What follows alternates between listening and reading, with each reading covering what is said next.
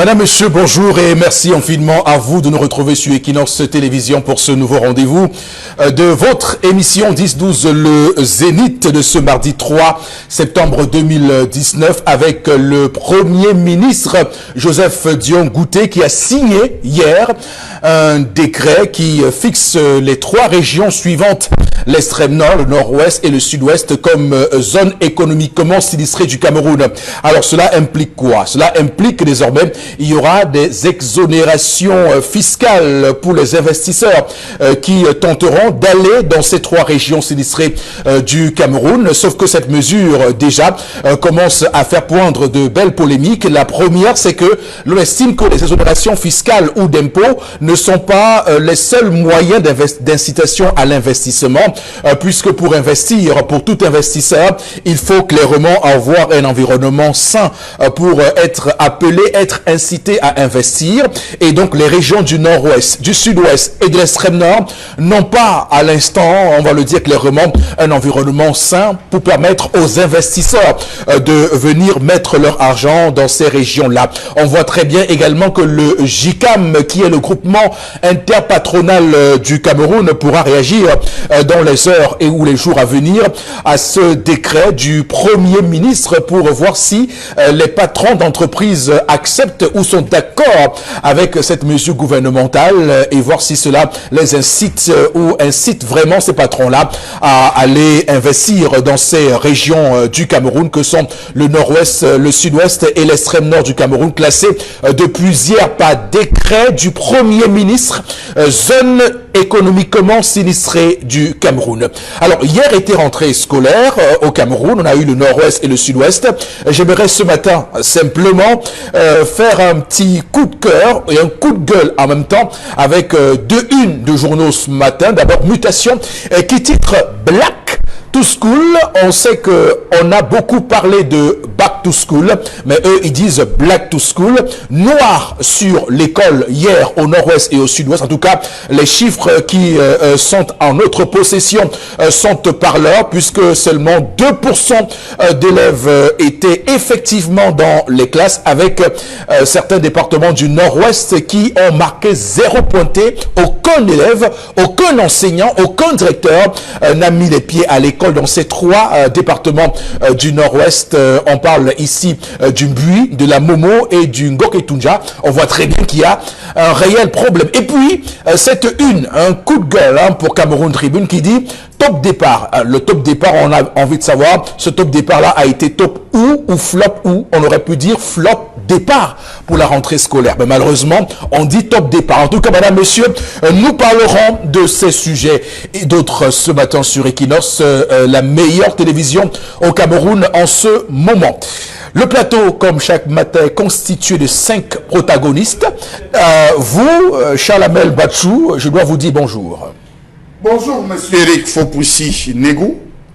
Bonjour à tous les téléspectateurs.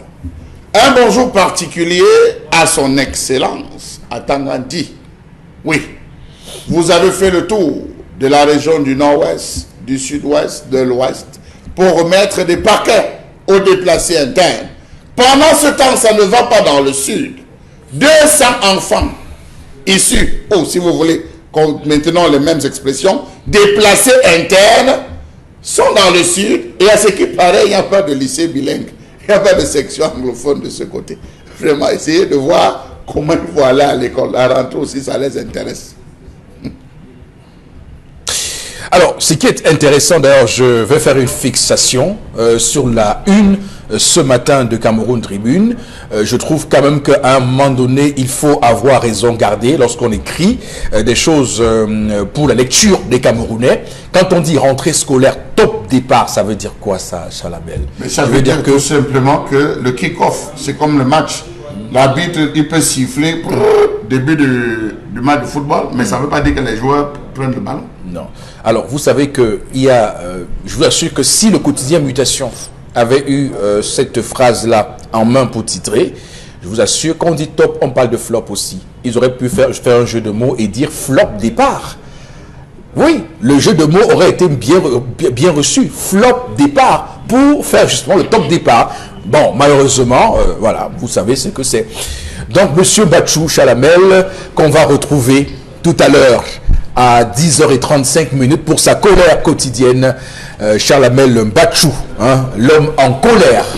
Alors, Karine Sontia également avec nous ce matin. Karine Sontia, bonjour et bienvenue. Bonjour Eric Fopossi et bonjour aux téléspectateurs. Ce matin, je vous amène en Afrique du Sud. Une guerre a été lancée depuis dimanche dernier contre les étrangers. Certains magasins tenus par des migrants ont été vandalisés et on compte déjà 3 morts. D'accord, très bien.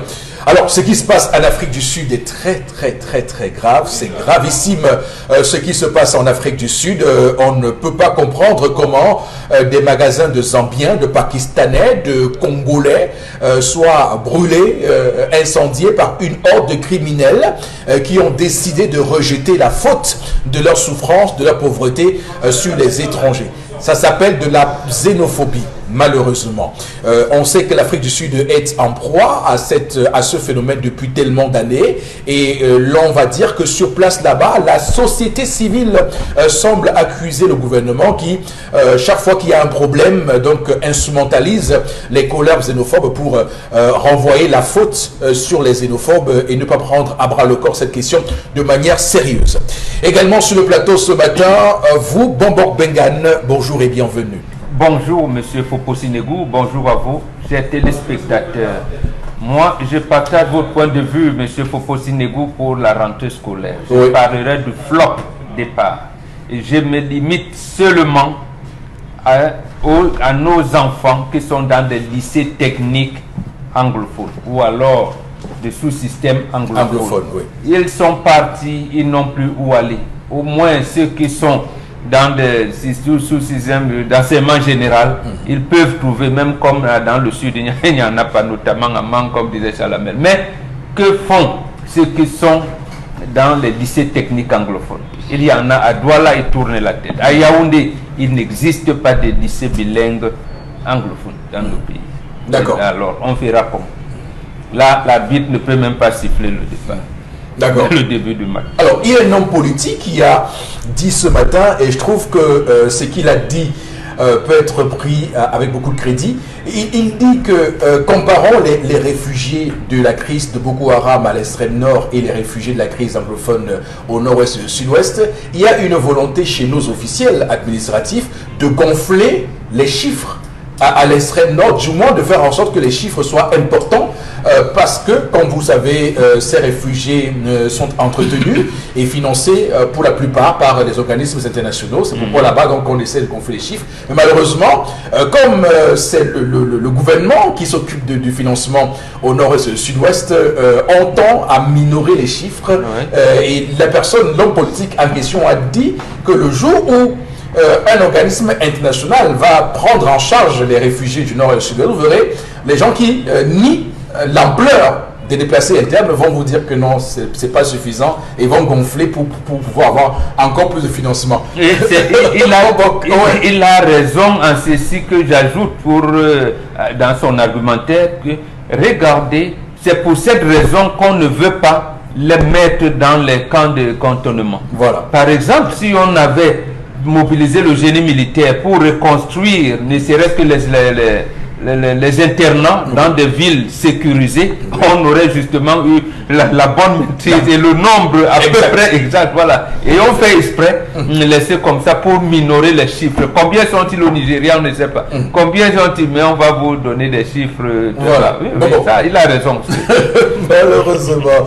Voilà, monsieur Desmarons, le programme de ce matin. Nous sommes, je rappelle, le mardi 3 septembre 2019, lendemain de rentrée scolaire, flop départ. On va en faire un top départ, nous, ici, hein, avec la première articulation. C'est une articulation top. Comme l'est Dominique Audrey Oyengelek ce matin. Bonjour. Bonjour Eric Fopossi, bonjour aux téléspectateurs. Aujourd'hui, je vous amène à Ndiki Nimeki, où Lucie nous a écrit pour nous raconter son histoire. Lucie est désespérée parce qu'elle a peur de voir sa mère mourir entre ses mains sans qu'elle ne puisse rien faire. La mère de Lucie a eu 3 enfants, dont elle est la dernière. Elle a une sœur aînée et un grand frère. La mère de Lucie, aujourd'hui, a 100 ans déjà. il y a un an, sensiblement, la mère de Lucie allait vivre chez sa grande sœur puisqu'elle avait plus de moyens et elle avait la possibilité de s'occuper de leur mère. Il faut rappeler que la grande sœur de Lucie est témoin de Jéhovah. Lucie, de son côté, travaillait, donc elle avait un peu d'argent, elle pouvait envoyer un sac de riz, le déjeuner et autres. Malheureusement, elle perd son travail et elle va s'installer chez sa grande sœur pour mieux prendre soin de sa mère parce que sa grande sœur s'occupait approximativement de sa mère. C'était pas trop ça. Sa mère n'avait pas bonne mine et autres. Donc, Lucie est allée, elle donnait le bain à sa mère, elle l'accompagnait à l'hôpital. Sauf que les humeurs de sa grande sœur et sa religion, puisque Lucie, elle n'est pas témoin de Jéhovah, ont fait qu'il y avait tout le temps des tensions. Donc elle a pris sur elle de déménager de chez sa grande sœur pour aller vivre loin et venir toujours voir sa mère. Mais ça a persisté parce que sa grande sœur estimait que lorsqu'elle sort de la maison et qu'elle revient, elle était impure. Donc elle venait gâter sa maison. Lucie a donc pris sa mère et elle l'a amenée de l'autre côté dans sa nouvelle maison où elle vivait. À côté, il y a son grand frère qui lui est resté de marbre. Jusqu'ici, il n'a pas réagi. Mais lorsque Lucie a pris sa mère, leur mère, il a estimé que c'était une ruse pour que on lui envoie de l'argent. Donc que c'était un moyen pour Lucie de soutirer l'argent à sa sœur et elle. Donc que comme elle avait décidé de prendre leur mère, il fallait qu'elle assume les responsabilités. Lucie s'est occupée de leur mère dans la mesure, aussi loin que ses capacités lui ont permis de le faire. Mais elle a donc pris sur elle d'aller voir la femme de son frère aîné et lui dire vraiment, c'est un peu compliqué, je sais qu'il est fâché, mais voilà la mère, l'argent, des remèdes et autres. Mais ce jour-là, lorsqu'elle arrive, elle trouve son grand frère en train de parler avec sa femme et celui-ci parlait de la voiture qu'il avait achetée à sa belle-mère, puisque sa belle-mère vit là-bas. Donc il était question que le chauffeur amène sa belle-mère faire des courses. Elle est choquée. Mais comment se fait-il que maman soit malade et que j'appelle pour demander de l'argent, tu ne fais rien? Son grand frère l'a prise en grippe, vraiment, et il l'a mise à la porte et lui a demandé de ne plus revenir chez elle. Lucie rentre, elle est allée exposer la situation à sa mère. Sa mère prend sur elle de téléphoner à son fils avec un numéro inconnu. Lorsqu'il constate que c'est sa mère, il dit à sa mère, ne m'appelle plus jamais. Sa mère était choquée. Et sa mère a quel âge? 100 ans. 100 ans déjà. Et il l'appelle? Sa mère l'a appelé avec un numéro inconnu. Non, oui, sa mère. Il a dit que non. Elle est solide, à 100 ans appelée. Oui. Elle lui donne, elle parle. Oui, donc elle a dit que non, ne m'appelle plus vraiment, arrêtez de me déranger et tout ça. Oui. Donc la mère est arrêtée. Lucie a essayé de repartir encore chez sa grande soeur. Sa grande soeur lui a dit non, vraiment vous êtes impure. Si elle revient dans ma maison, on doit la baigner dans le sang de Jéhovah et autres là et tout ça. Vraiment, moi je ne veux pas de vous ici. Il faut dire que le frère de Lucie est très riche. Il a suffisamment d'argent pour s'occuper de sa mère. Donc la question que Lucie nous pose aujourd'hui, c'est de savoir comment est-ce qu'elle peut faire pour qu'on puisse prendre sa mère en charge. Comment elle va faire pour que ses frères reviennent à la raison. Et à côté de ça, on a envie de se poser la question, quelles sont ces religions? Ou bien est-ce que la religion demande qu'on renie sa famille? Et maintenant, qu'est-ce qui peut pousser un fils à ne pas s'occuper de sa mère? Alors, d'abord, je voudrais évoquer la prise en charge des personnes du troisième âge. C'est une grosse thématique et je pense que, je prends ici l'exemple de la France et de l'Europe en général, puisque là-bas, l'exemple n'est pas trop reluisant, hein, parce que parfois quand je me réfère à ces pays-là, c'est pour relever ce qui est bon, mais ce matin, je releverai ce qui est mauvais dans ces pays-là. On voit très bien que là-bas, ils n'ont pas réussi à mettre en œuvre un système de prise en charge des personnes du troisième âge de manière à ce que l'on puisse en faire un exemple. Là-bas, on se rend compte qu'ils ont créé des maisons de retraite où ils vont parquer leurs parents. Ils ne veulent pas être dérangés par leurs parents. C'est pourquoi ils parquent les enfants, leurs parents là-bas. On les traite comme des enfants là-bas, on les traite de la manière la plus pire au monde. D'ailleurs, cet exemple me met, on peut aussi faire une parenthèse et voir que même sur la question des violences conjugales, on a parfois tendance à penser que le phénomène est plus ancré en Afrique qu'en Europe. Mais je rappelle que ce jour en France s'ouvre ce qu'ils appellent là-bas le Grenelle des violences conjugales. C'est ouvert par Marlène Schiappa. Vous savez, Marlène Schiappa, j'en parle souvent sur ce plateau. C'est une femme politique française, elle est secrétaire d'État à l'égalité homme-femme. Donc, elle est très célèbre parce qu'elle a fait une loi Schiappa. Alors, donc, cette Marlène Schiappa-là, elle est très engagée sur des questions comme ça.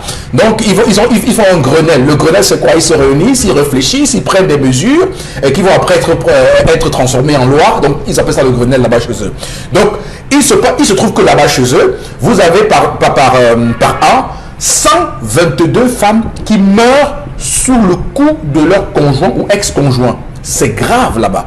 Je veux dire, là où on dit qu'il y a égalité des hommes et des femmes, là où on dit que les femmes sont épanouies, là où on dit que les femmes sont émancipées, mais là-bas, justement, c'est grave. Ils ont pris conscience du phénomène, c'est pourquoi ils font ce qu'on appelle un Grenelle des violences conjugales. Vous imaginez tout un gouvernement qui se réunit. Après, c'était une parenthèse. Pour dire que ça l'est ici, comme ça l'est pour les personnes troisième âge. Et quand on voit l'Afrique dans sa manière de faire, il faut tirer un coup de chapeau à Lucie, qui n'a pas fait comme en France, qui a décidé elle-même d'accueillir sa maman et de s'occuper d'elle. Malheureusement, comme toujours en Afrique, il y a des brebis galeuses, dont son grand frère et sa sœur. Bon, sur la question de la religion, je voulais faire une précision. Je ne sais pas si les témoins de Jéhovah, dans leur ensemble, sont comme ça, parce que, évidemment, c'est vrai que quand une chose commence à être répétitive, on finit par conclure que c'est forcément la règle là, mais je ne veux pas jeter à la thème aujourd'hui sur les témoins de Jéhovah. C'est une religion, c'est une congrégation, je ne sais pas c'est quoi les témoins. Enfin, je veux dire, c'est un courant de pensée que nous respectons beaucoup. Donc, pour tous les témoins de Jéhovah qui nous regardent ce matin, ne vous sentez pas blessés par ce qu'on va dire. Ok. Donc, bon, Bengan, vous avez la parole sur cette histoire ce matin. Mais ça me plaît que vous ayez pris l'exemple en France, que ce soit, je ne sais pas, au moins nous, on ne tue pas nos femmes ici, on les tape dans la chambre et elles sont en souriant pour accueillir les étrangers et les enfants ne sont même pas au courant. Voilà. C'était un grand que je vous faisais je l'ai fait sciemment. Voilà. Pour les personnes âgées, la France aussi c'est un bon exemple parce que c'est la fille aînée de l'église catholique. Bien que ici, s'il s'agit d'une famille de témoins de Jéhovah, la France, fille aînée de l'église catholique, il jette les vieux. Ça veut dire qu'il y a quelque chose de fondamental dans l'église chrétienne, ou jéhoviste, ou chrétienne, comme vous voulez. En tout cas, c'est des chrétiens. Non. Tous là. Je vous ai dit que ces églises-là n'ont rien à voir avec l'encadrement social. Ils sont là pour désagréger l'encadrement sociétal. D'abord pour les témoins, rendez-vous compte que vous ne verrez jamais une école ou un hôpital témoin de Jéhovah. Bon, les œuvres sociales ne les intéressent pas. Donc, voilà, c'est le paradis qui les intéresse. Donc, ces églises-là se sont réparties de certains pans de la société, justement parce que les gens qui venaient en Afrique, ils étaient en mission. Lorsqu'on envoie quelqu'un en mission, on vous confie une feuille de route. Et c'est ça qu'ils sont venus faire ici chez nous. Donc, cette famille est disloquée par rapport aux enseignements dits bibliques. J'ai moi-même, et toutes nos familles d'ailleurs, vous allez voir des gens, parce que tel est catholique, tel est protestant, ils ne se saluent pas.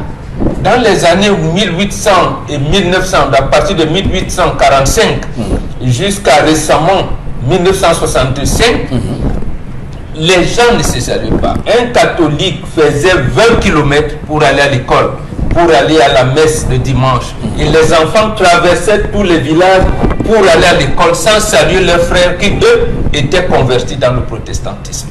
Donc, quand vous vous retrouvez donc comme ça dans une famille, papa est parti. On va organiser les funérailles comment?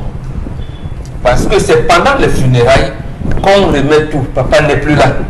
On va dire, ah non, Dieu n'aime pas ça. Ah, c'est apparemment, on disait que Abraham, même comme c'est un mythe, on vous disait que non, les enfants d'Abraham ont fait ci, les enfants de tel, on vous cite même les 12 tribus d'Israël, voilà, tel et tel. Et chez nous, on vous dit qu'il est interdit de faire les funérailles.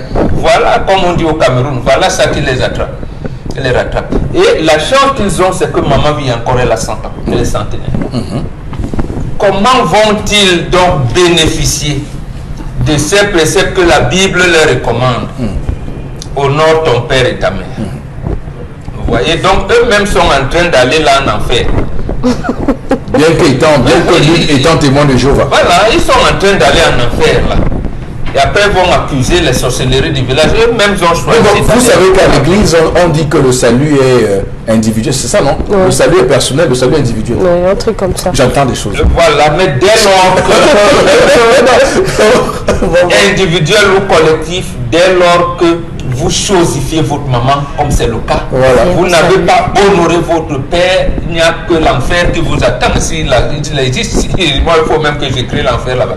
Donc, tes enfants sont en train de prendre une malédiction terrible.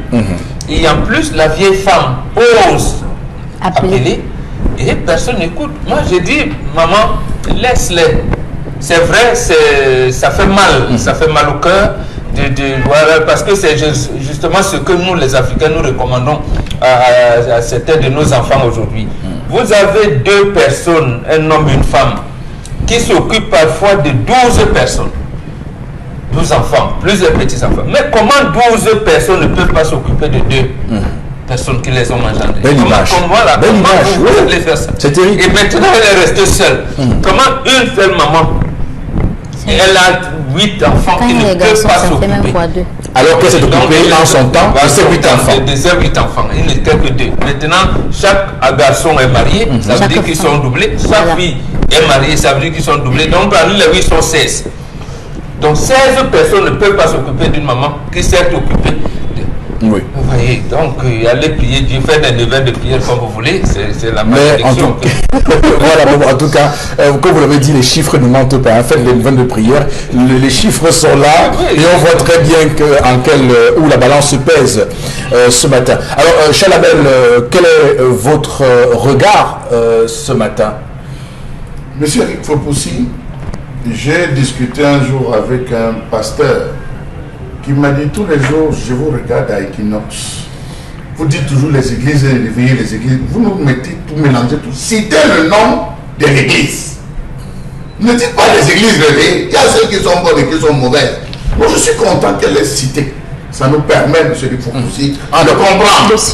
Pour mon information, ça veut dire que les témoins de Jéhovah, c'est une église. Oui, c'est une église, c'est une congrégation. C'est comme les protestants. Vous savez, moi, je ne sais pas si c'est une religion. Religieuse. C'est une Jéhovah chrétienne, islamiste, elles sont des mêmes. Les églises abrahamiques. En réalité, j'avais la peine à les classer dans la religion chrétienne, dans la religion catholique ou la religion. Non, ils sont pas catholiques. Ils sont même pas catholiques. Oui, mais d'accord, ok. C'est une congrégation religieuse. Dis bien que c'est une congrégation Qui rentre dans le grand groupe protestant.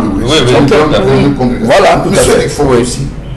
Nous sommes là face à un prototype d'occidentalisation exacerbée. Je dis exacerbée. Toute personne est censée savoir que on va de l'étape de l'enfance, on quitte de l'enfance et on retourne à l'enfance. C'est-à-dire on commence à marcher. À un moment donné, on a des difficultés, 60 ans à marcher. On a des difficultés à se lever, il faut qu'on aide. On a des difficultés à manger, il faut qu'on nous aide à manger. On quitte de l'enfance et on retourne à l'enfance. Ce que lui il fait, ils font à leur maman, va leur arriver. Première chose. Ils vont subir ça. Et de la pire des manières, monsieur, il faut que Fois 10. parce qu'ils seront couchés sur un lit. Ils ne pourront même pas se tourner, ils auront les escarres sur leur dos, monsieur Lifopoussi. Ils feront tout. Ce garçon est maudit. Maudit par sa femme. Parce que c'est la femme qui est censée s'occuper de la femme, de la maman dont elle va hériter la cuisine. Nous le dit tout le temps, bonbon. Elle préfère délaisser sa mère. En fait, celle que vous appelez dans le jargon occidentalisé mère. Elle préfère laisser sa mère pour prendre sa génitrice, monsieur Lick Fopoussi.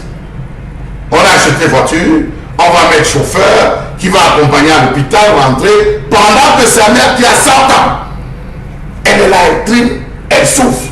Ce garçon va redevenir pauvre. Mais pas maintenant. À la mort de sa maman. Sa maman va l'entraîner avec, puisque de son vivant, sa maman lui a donné la richesse. La richesse avec la santé, la richesse avec la force. Il est debout, il respire.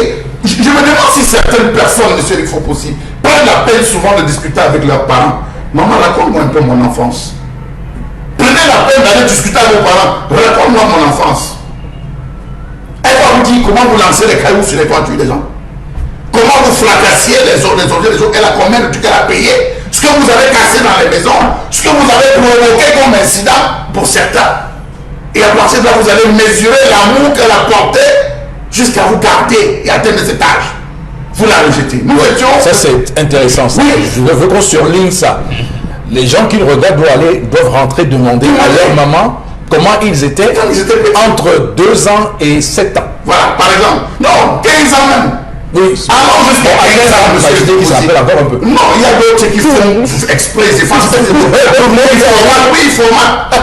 Comment on donnait l'argent de la pension? Maman souffrait, marchait nu. C'est ça le malheur des parents, monsieur, il faut possible. C'est ça le malheur des parents, il faut qu'on le dise aujourd'hui. Vous voyez un monsieur qui a tout pour se faire plaisir. Parce qu'il a 4 enfants, il ne s'habille plus. Il ne paye plus de chaussures, il ne paye plus de parfum, il ne peut plus s'offrir un voyage. Tout l'argent qu'il gagne, il est parlé pour ses enfants. Compte bancaire, assurance vie, assurance machin, payer la pension, payer ceci, les gens les plus grandes écoles, s'occuper. Il ne vit plus. Il ne vit plus, monsieur, il faut possible. Et il vit comme ça pendant les 25 dernières années de sa vie. Il ne parvient plus à rien s'offrir. Au contraire, chaque année qui passe, il se demande qu'est-ce que je peux faire pour mettre dans la main de ses enfants. Voilà comment les enfants récompensent. Voilà ce que les parents vont faire. Placez-vous ici, monsieur, il faut aussi à quoi. Vous allez voir des enfants qui vont à l'école avec des chaussures de 60 000 francs CFA payées par les parents. Faites un tour ici, vous allez voir combien ils savent. Eux-mêmes n'ont pas de chaussures de 5 000. Eux-mêmes n'ont pas de chaussures de 5 000. Parce qu'ils estiment que mon enfant ne doit pas ressembler à n'importe qui. Il faut que j'habille mon enfant. Si cet enfant qu'un soir vous dit mouf, tu as déjà fait quoi pour moi? Voilà. Je vous le dis, c'est cet enfant qui vous dit mouf. Et c'est pas moi qui vous dis, tu parles comme ça à qui? Il nous prie, racontez cette histoire. Donc voilà un enfant qui a oublié que sa maman a passé des nuits blanches, qui a oublié qu'on est dormir et tout près de lui à l'hôpital, qui a oublié que sa mère s'est sacrifiée pour qu'il aille à l'école. Aujourd'hui, parce qu'elle est fatiguée, il dit je préfère t'abandonner. Même s'il avait dit ne m'appelle plus jamais à la soeur, ça serait compréhensible. Mais il dit à la maman, en direct. En direct. Elle aurait l'appeler même pas. Vous dites qu'il a eu, il fait quoi dans la vie, monsieur, il faut possible. Tout ça va chuter. Sa richesse doit partir, pas maintenant. Avec le décès de sa maman. Des filles pareilles, monsieur, il faut possible. Dans mon village, il y avait une caste de femmes qui portaient ce type de dossier. Il y avait une caste de femmes, c'est les femmes qui n'accouchaient, qui ne saignaient plus. On dit c'est les femmes qui ne saignaient plus, qui avaient traversé cet âge.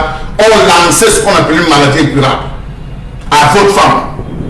Elle va porter ça. Tout ce que vous allez travailler pour elle. Ça peut être une plaie, une blessure inguérissable. Ça peut être un pied qui gonfle. Ça peut être un bras. On lançait une maladie.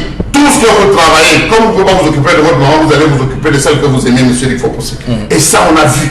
Vous avez vu des hommes qui ont chuté. Ils sont allés chercher ça là où ça venait. Ça ne vient pas de longtemps, c'est une colère de la maman. Vous savez, monsieur, il faut possible, je termine par là.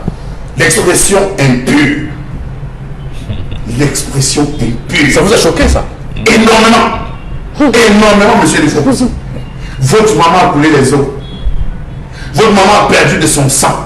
Vous dites de votre mère qu'elle est impure, monsieur, il faut possible. Qui êtes-vous pour juger vos parents? Ça, c'est juger sa mère. Vous dites de votre mère qu'elle est impure. Ah non, monsieur, il faut possible. Ça, c'est trop là. Ouais. Je vous sens choqué. En réalité, et vous n'êtes pas le seul, puisque quand on vous lance d'ailleurs, je trouve que les gens sont trop dans ce message comme impur, les gens sont impurs, l'impureté. C'est quoi l'impureté? Il y a beaucoup, je lis dans tous les livres sacrés, que ce soit les chrétiens, les autres, qui ont en eux, ils prennent sur eux l'exclusivité de la pureté. Vous voyez, c'est terrible.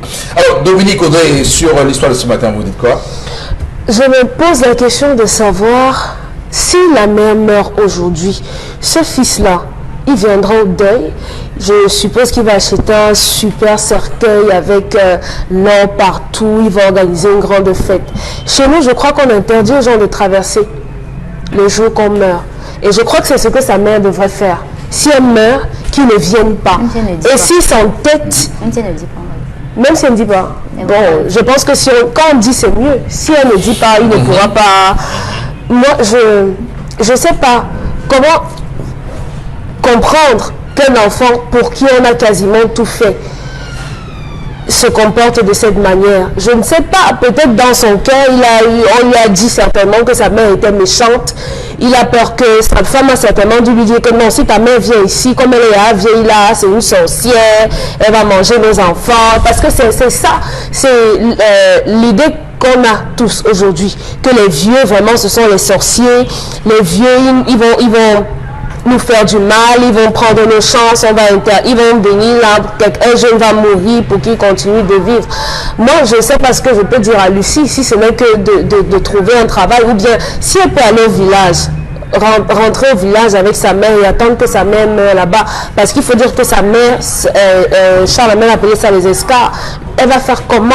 Elle doit payer le loyer, payer les frais d'hospitalisation, qu'elle arrête de demander quoi que ce soit à sa famille. Maintenant, s'il y a d'autres membres de la famille qui peuvent aider, qu'on l'aide, mais maintenant qu'elle n'attende plus rien de ses frères. Quant à sa femme, qu'elle sache que aux frères, comme Charlemagne a dit, il va perdre sa richesse. En perdant sa richesse, ce qui est sûr, sa femme et sa belle-mère partiront également parce qu'elles sont là par rapport au contexte. Il y a un peu, elles sont là, mais après, forcément, elles vont partir aussi. D'accord. Donc, Lucie rentre au village avec sa mère. Ok, la dernière prise de parole, ce sera pour vous, Karine Santia, sur l'histoire de ce matin.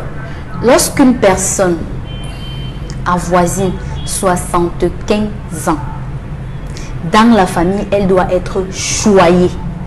Je répète, lorsqu'une personne dans votre famille, que ce soit votre maman, votre tata, votre oncle, avoisine 75 ans, même si elle est forte sur ses deux jambes, elle doit être choyée. Parce que ce sont des bibliothèques. Dans certaines familles, vous voyez, lorsque la maman commence à vieillir, comme ça, on dit non, tu ne pas piocher, on la prend, on la met dans la maison parce qu'on sait qu'il y a des enfants, elle sera toujours tout le temps en joie, ils vont pouvoir jouer avec elle, elle va pouvoir entretenir ses petits-enfants au quotidien. Voilà pourquoi, dans certaines familles, on préfère que la grand-mère vive là où il y a ses petits-fils. Parce que ça, seulement, ça peut rallonger encore son nombre d'années de vie. Mais vous voyez que dans une famille totalement déconstruite, parce que quelqu'un a décidé de suivre une orientation religieuse différente, encore que même cette orientation religieuse-là ne le dit pas, ça c'est sa conviction à elle, elle dit carrément que sa maman est impure. Et l'autre de dire à sa maman que ne m'appelle plus. Ouais. Monsieur Fopoussi, quel courage est-ce que vous prenez pour dire à votre maman ne m'appelle plus? Okay. Non, on dit souvent que la bêtise n'a pas de limite. C'est pas le parce courage, c'est la bêtise. On dit souvent que les garçons sont généralement les plus attachés à leur maman. À quel moment il a été divisé de sa maman? C'est sa femme? C'est sa richesse? Ou bien quoi? Parce que l'histoire nous raconte bien l'état d'une femme qui a des enfants, mais qui, à sa vieillesse, n'arrive pas à s'affirmer comme quelqu'un qui a mis au monde des enfants. Ça aurait été mieux qu'elle n'en fasse pas. Ça aurait été mieux qu'elle n'en fasse pas. On dit souvent au quartier que la personne qui a l'enfant pleure. Celui qui n'a pas l'enfant pleure. Au final, il faut quoi? Qu'est-ce qu'il faut? Parce que voilà une maman de 100 ans, M. Fopoussi. Je vous assure, si ma grand-mère peut rester encore jusqu'à 100 ans, d'accord. Mais non. Ok.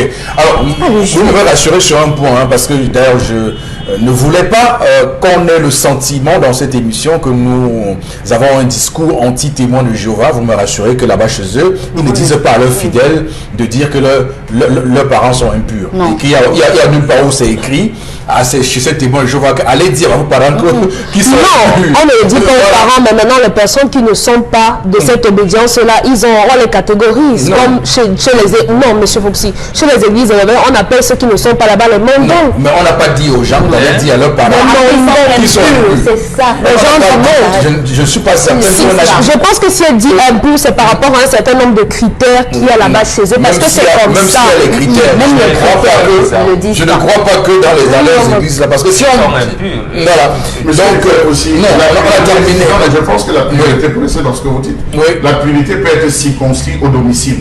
Oui. Dans ce domicile où tous les matins se lèvent et prient, ils vivent dans la présence de Jéhovah. Voilà. Le simple fait pour elle d'être sorti de ce cadre de pureté, d'aller vivre ailleurs, fait d'elle une impure. Je suis certain que c'est une mauvaise interprétation parce que les gens interprètent à leur manière des choses.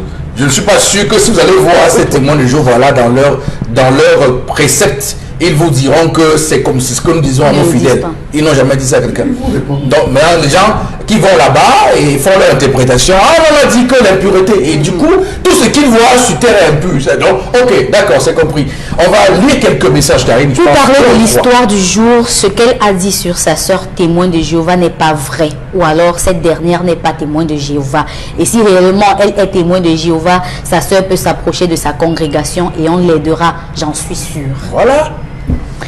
Un autre message, je vis à Yaoundé, un autre message, oui, il est très long. Il faut voir plusieurs angles. Soit la mère avait fait déjà quelque chose de grave envers son fils, soit la femme de son fils l'a mis dans la bouteille parce que tu ne peux pas voir ta belle-mère souffrir et tu laisses ton mari la délaisser comme une vulgaire chienne. D'autre part, la grande sœur qui est dans les églises de réveil, ces gens-là sont tellement carrés et limités qu'elle prie Dieu. Elle se bat pour s'occuper de sa mère et chacun sera récompensé selon ses œuvres. La pauvre maman, que Dieu prenne soin d'elle. Franck de Yaoundé. Un autre message. Lucie ne doit pas prendre pour alibi la prise en charge de sa grand-mère pour mener une vie de débauche chez sa grande sœur. Son grand frère, lui, n'est pas témoin de Jéhovah. Ça prouve que c'est pas une affaire de religion. Lucie paraît problématique. Ils ont juste besoin de s'entendre et mieux s'organiser pour l'encadrement de leur maman. Alors, j'ai dit 3, bon, on peut glisser sur un autre. Ok, moi... C'est les débauches là que j'ai pas compris. Non, non, c'est une hypothèse. C'est une hypothèse. C'est son point de vue. Vraiment, sa maman, c'est la vie de débauche. Non, il dit que... Elle s'accroche. On a lu le message. Il dit que Lucie est avec sa maman. Bon, elle doit se chercher elle aussi. C'est ce qu'il dit en deux. Oui, elle doit travailler aussi, s'occuper de la mère. Elle chôme, voilà. Oui, c'est ce qu'il dit. Il dit qu'il ne faut pas qu'elle prenne prétexte qu'elle s'occupe de la maman pour ne pas travailler elle aussi. Ça ne veut pas dire qu'il ne doit pas. Bon, maintenant, c'est son point de vue. On va l'aider.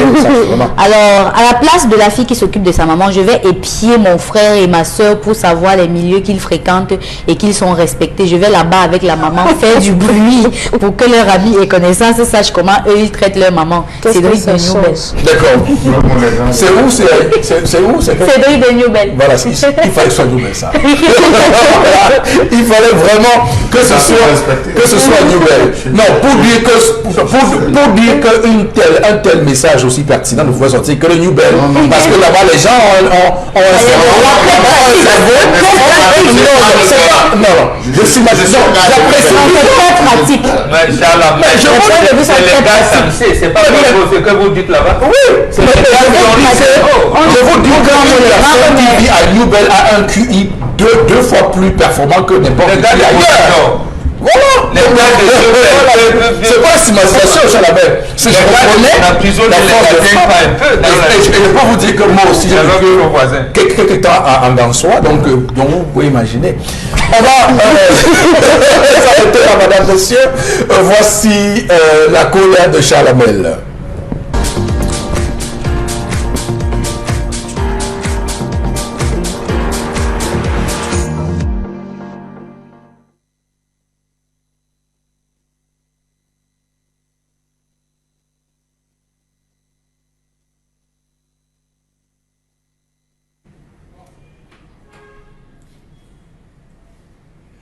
Je m'interroge ce jour sur la question des cours d'informatique au Cameroun. Lors de l'introduction des nouvelles technologies de l'information et de la communication, on a pensé tôt qu'il fallait instruire et initier les tout petits à la connaissance des outils informatiques. Je m'interroge ce jour sur la question des problèmes de l'enseignement de l'informatique dans ce pays. À quoi sert donc l'argent de l'informatique collecté dans les écoles primaires et secondaires? J'ai fait le tour de nombreux établissements scolaires hier. J'ai visité certaines salles et j'ai découvert étrangement que les ordinateurs utilisés sont des ordinateurs qui datent depuis 2014. On n'a pas refait le parc informatique depuis 2014.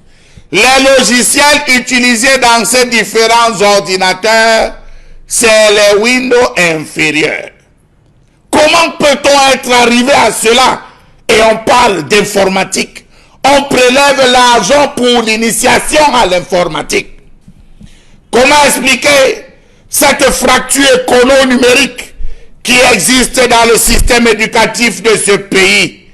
Savez-vous que la fracture économique est l'écart qui existe au sein d'un établissement ou d'une même classe entre les élèves économiquement capables de payer les cours informatiques et les élèves qui sont économiquement incapables d'accéder à ces cours? Dans une école, je me suis rendu compte qu'on prélève à chaque parent 5 000 francs CFA pour les cours d'informatique. Rendu dans la salle d'informatique, il n'y a que 3 ordinateurs. 3. Pour près de 200 élèves. Comment vont-ils harmoniser les cours? Comment comprendre que des années après son insertion dans le programme scolaire, l'enseignement de l'informatique fait face à un certain nombre de difficultés? Savez-vous que d'après une enquête menée en 2010, 96,23% des écoles primaires où l'on enseigne l'informatique n'est que théorique. 87% de ces enseignements se battent, se débrouillent, que dis-je, pour pouvoir allumer ne serait-ce que l'ordinateur. Savez-vous que dans certaines écoles, l'enseignant d'informatique vient du quartier pour des cours d'1 heure et 2 heures et est payé à la tâche? Pourtant, l'argent est prélevé depuis des mois, depuis la rentrée scolaire. Savez-vous que chaque écolier paye entre 5 000, comme je vous l'ai dit tout à l'heure, et 6 000 francs CFA pour avoir accès aux cours d'informatique, en dehors des frais d'APEE et d'autres frais d'examen qui doivent ou que doivent débourser tous les parents? Savez-vous que la salle de machines ou salle d'informatique sont des coquilles vides? Les ordinateurs acquis d'occasion sont tombés en panne à cause des conditions climatiques, poussière, humidité, chaleur, avec des logiciels obsolètes et systèmes d'exploitation dépassés. Dans certaines écoles, dans la zone d'Aqua, il y a des toiles d'araignée. Les parents se contentent d'arriver, faire la queue à la direction, payer, se retourner et partir. Personne ne va visiter non seulement la bibliothèque, encore moins la salle de cours d'informatique. Que dire alors des fluctuations fréquentes de l'électricité qui contribuent à abîmer les ordinateurs? J'ai vu dans une école à Bonabéry, la lumière qui alimente la salle d'informatique vient du quartier, du voisin d'à côté. L'école n'a pas de lumière de compteur. La lumière qui alimente ce bloc vient du quartier. J'ai posé la question, on m'a dit, c'est comme ça, c'est le business. Comment comprendre le fait que l'intégration des cours en informatique n'est pas pris en compte le cas des élèves malentendants et malvoyants? Comment comprendre l'ensemble des insuffisances d'infrastructures d'une part et le manque d'infrastructures d'autre part? Savez-vous par exemple qu'au lycée bilingue de Sos, le principe est simple. On a un ordinateur pour 80 élèves. Oui, c'est au lycée bilingue de Sos. Ils ont fait quand même des efforts pour diminuer à 40. Mais jusque-là, un ordinateur pour 40 élèves, c'est bien. Bravo. Savez-vous que cette pénurie est encore plus criante dans l'éducation de base, où aucun établissement d'enseignement public n'est équipé d'ordinateurs? Faites un tour dans certains établissements scolaires, pour ne pas les citer, vous trouverez 2 ordinateurs en bon état pour 100 élèves, vous trouverez 5 ordinateurs disponibles pour 60 élèves. Rappelons-nous que la session 2009 de l'examen du probatoire G2 avait été perturbée à Douala à cause du déficit d'ordinateurs. Il n'y avait pas d'ordinateur pour ceux qui devaient faire le probatoire G2. Comment comprendre l'ensemble des difficultés liées à l'absence des enseignants qualifiés en informatique et aux technologies de l'information et de la communication? N'ayons plus peur des mots. L'informatique aujourd'hui se résume à manipuler un téléphone Android. Il nous souvient qu'un éminent professeur d'informatique, spécialiste d'ailleurs des données, avait, lorsqu'on était dans le tourbillon de ces 500 ordinateurs, dont du chef de l'État, soit dit en passant, nous avait dit que 32 gigas égale à 500 gigas. Donc, dans le cloud, il avait expliqué ça d'une manière tout à fait alambiquée et on comprenait là le là de comment ce pays est gouverné sur cette question des cours d'informatique dans nos écoles, au Cameroun, au secondaire surtout. On voit bien qu'il y a un réel problème. J'aimerais profiter de la tribune que vous nous offrez ce matin, Salamel, pour dénoncer une situation au lycée de Newbel, puisqu'on parlait de Newbel, où vous avez là-bas des enseignants vacataires qui ont été donc chassés, licenciés. Ils disent qu'ils ont été licenciés abusivement par le proviseur là-bas, parce qu'ils ont osé dénoncer la manière avec laquelle on gère cet établissement, et surtout ils dénonçaient d'autres choses et on les a donc licenciés. Donc voilà, vous voyez, le Cameroun c'est comme ça. Lorsque vous montez pour dénoncer quelque chose, on vous licencie. D'ailleurs, le porte-parole de ce collectif d'anciens vacataires m'a confié qu'ils ont beaucoup de problèmes, et parmi ces problèmes-là, on voit très bien que c'est ce que vous avez dit, que beaucoup de gens viennent du quartier, ils sont souvent pris en vacataire et voilà, on les menace. C'est pas vacataire, donc, oui. C'est les consultants de notre genre. Oui. Ils vous finissent, on vous paye. Oui. La semaine prochaine, on va appeler quelqu'un d'autre. Donc, vous n'êtes pas là permanent. Non, mais c'est une vacation. Voilà, c'est une vacation. Alors, bon, Bégan, sur cette question. Non, je pense que la chose fondamentale qu'il faut dire, c'est au départ, l'informatique ou l'enseignement de l'informatique n'a pas été pensé pour l'enseignement primaire et secondaire, n'a pas été pensé. Au départ, vous savez que l'informatique a commencé dans l'armée. L'armée qui gère. Quand il a fallu, j'allais dire, vulgariser, on est allé dans des universités, on a commencé à étudier les maths et l'informatique. Moi, on a créé des filières comme de ce genre-là. Maintenant, pour l'apprentissage, ça nous est arrivé un peu comme les téléphones portables hier et les réseaux sociaux. Il n'y a pas eu, j'allais dire, une réflexion soutenue, que ce soit au niveau du ministère de l'Éducation nationale, comme on l'appelait à l'époque, ou ce ministère a été disloqué ou divisé en plusieurs départements ministériels. Non, on prenait donc certains des enfants de nos compatriotes qui avaient les DUT en informatique, les BTS en informatique et tout. Bon, on essayait comme ça de créer, d'acheter 2-3 ordinateurs dans des établissements scolaires pour pour apprendre aux enfants à regarder, à savoir faire la différence entre l'écran de l'ordinateur et l'écran de télévision à la maison. Qu'est-ce que c'est que la souris, et ainsi de suite. Mais ça n'a pas été quelque chose de bien pensé et orienté. C'est un domaine qui va très vite. Les découvertes, les programmes, c'est tous les jours. C'est tous les jours. Donc, quand vous êtes donc arrivé comme ça, par hasard, dans un domaine pointu, qui va très vite, et vous ne pouvez qu'être à la traîne. Donc, et doubler à cela la part du gain, le mercantilisme qui a gagné l'école. Parce que l'État, se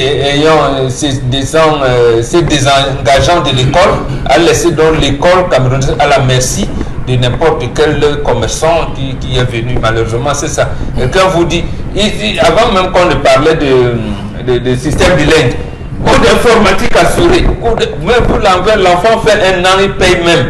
Il n'a jamais vu l'ordinateur, il ne sait pas ce qu'on appelle la souris. Quand il veut arriver là, vous dites la souris, comment d'abord à lever la main, mais sur la souris vraiment. D'accord. Non, voilà un peu, ça n'a pas été pensé, ça n'a pas été conçu.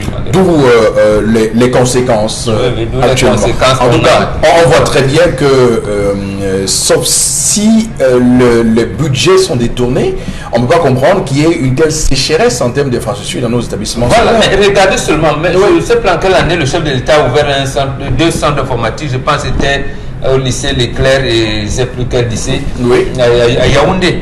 Mais regarde, est-ce que dans les établissements publics, vous pouvez avoir un ingénieur d'informatique qui est suivi? Non, même à l'université, quand on parlait de maths info, à un moment donné, ils sont, je veux dire, la lisibilité n'est plus établie. Voilà. N'est plus établie. Même, je me rappelle encore d'un discours que je tenais à l'époque, l'un brillant professeur, Maurice Tuenté et Luca Basile. Je pense que c'était les tout premiers à un niveau très élevé chez nous. Oui. Bon, à un moment, oui, on le nomme au gouvernement, le projet informatique qu'il veut imprimer à l'université, dans les universités camerounaises, Luca Basile qui reste, lui, il a étiqueté d'opposant. Malheureusement, bon, on laisse comme ça. C'est le privé qui a commencé à essayer de pallier ce que le gouvernement n'a pas réussi à faire. Ok, Dominique Audrey, quelle est votre lecture de cette sinistre situation? Malheureusement, moi je suis arrivée au lycée, je ne savais pas trop ce que c'était qu'un ordinateur parce que en bas à l'école primaire, on n'en avait pas de salle d'informatique. Et je trouve que c'est un problème que ce soit en 6e qu'on commence à apprendre aux enfants ce que c'est que la souris parce que j'estime qu'il y a un certain retard. Aujourd'hui, la question de l'informatique dans les établissements scolaires, moi je suis un peu gênée parce que quand on regarde ce qu'on enseigne dans ces cours-là, ça laisse un peu à désirer. On va apprendre à l'enfant, ouvre une page, voici la souris, le clavier et autres. Moi, je ne sais pas trop quelle est l'importance. Pourtant, si on avait commencé à implémenter ça depuis l'école primaire, à arriver au secondaire, on allait un peu plus évoluer et avoir une culture assez forte de l'informatique.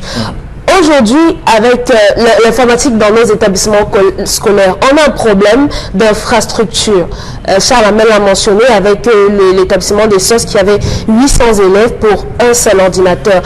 Vous arrivez dans les lycées où je suis allée, on a des salles pleines d'ordinateurs qui ne fonctionnent pas. C'est là, je crois que c'est juste de la figuration pour qu'au cas où il y a un contrôle, on voit que non, le budget vraiment on l'a respecté. On a des ordinateurs et les enfants vont effectivement en salle de cours, mais que non. Que non. À côté de ça, on a même le manque d'infrastructures et il y a certains professeurs qui sont des professeurs d'autres matières qui donnent les cours d'informatique. Donc je pense qu'il faudrait pour implémenter véritablement l'informatique dans le programme scolaire, on a besoin de disponibilité, on a besoin de penser effectivement le projet informatique. Ok, on va s'arrêter là pour cette première partie de l'émission, Madame, Monsieur, de ce mardi 3 septembre 2019. Restez avec nous, ne bougez pas d'un seul pouce, nous sommes encore là. Mardi 3 septembre 2019 sur la meilleure chaîne de télévision au Cameroun en ce moment. Et pour cette deuxième partie de l'émission, lisons quelques messages sur ces messages concernant la colère de Charles Abel ce matin. Avec vous, Karine Santia. Merci de parler de ce problème d'informatique dans nos établissements. Je suis enseignant dans un CETIC de Brousse à l'ouest avec un seul ordinateur qui fonctionne de façon intermittente. S'il y a même électricité dans un CETIC de 600 élèves sans enseignants affectés.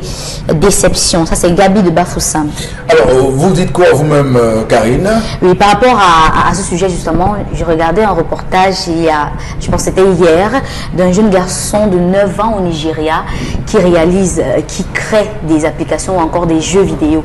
Et vous voyez qu'il crée des jeux vidéo qui sont capables d'être téléchargés pour les téléphones. Donc, c'est adapté pour les téléphones. Et ça m'a quand même rappelé à mes instants d'école primaire où j'ai fini toute l'école primaire sans jamais voir d'ordinateur. Et il a fallu que j'arrive en 4e au secondaire pour pouvoir entrer un jour dans une salle d'informatique. Ça, c'est parce que j'avais la chance d'être dans un collège.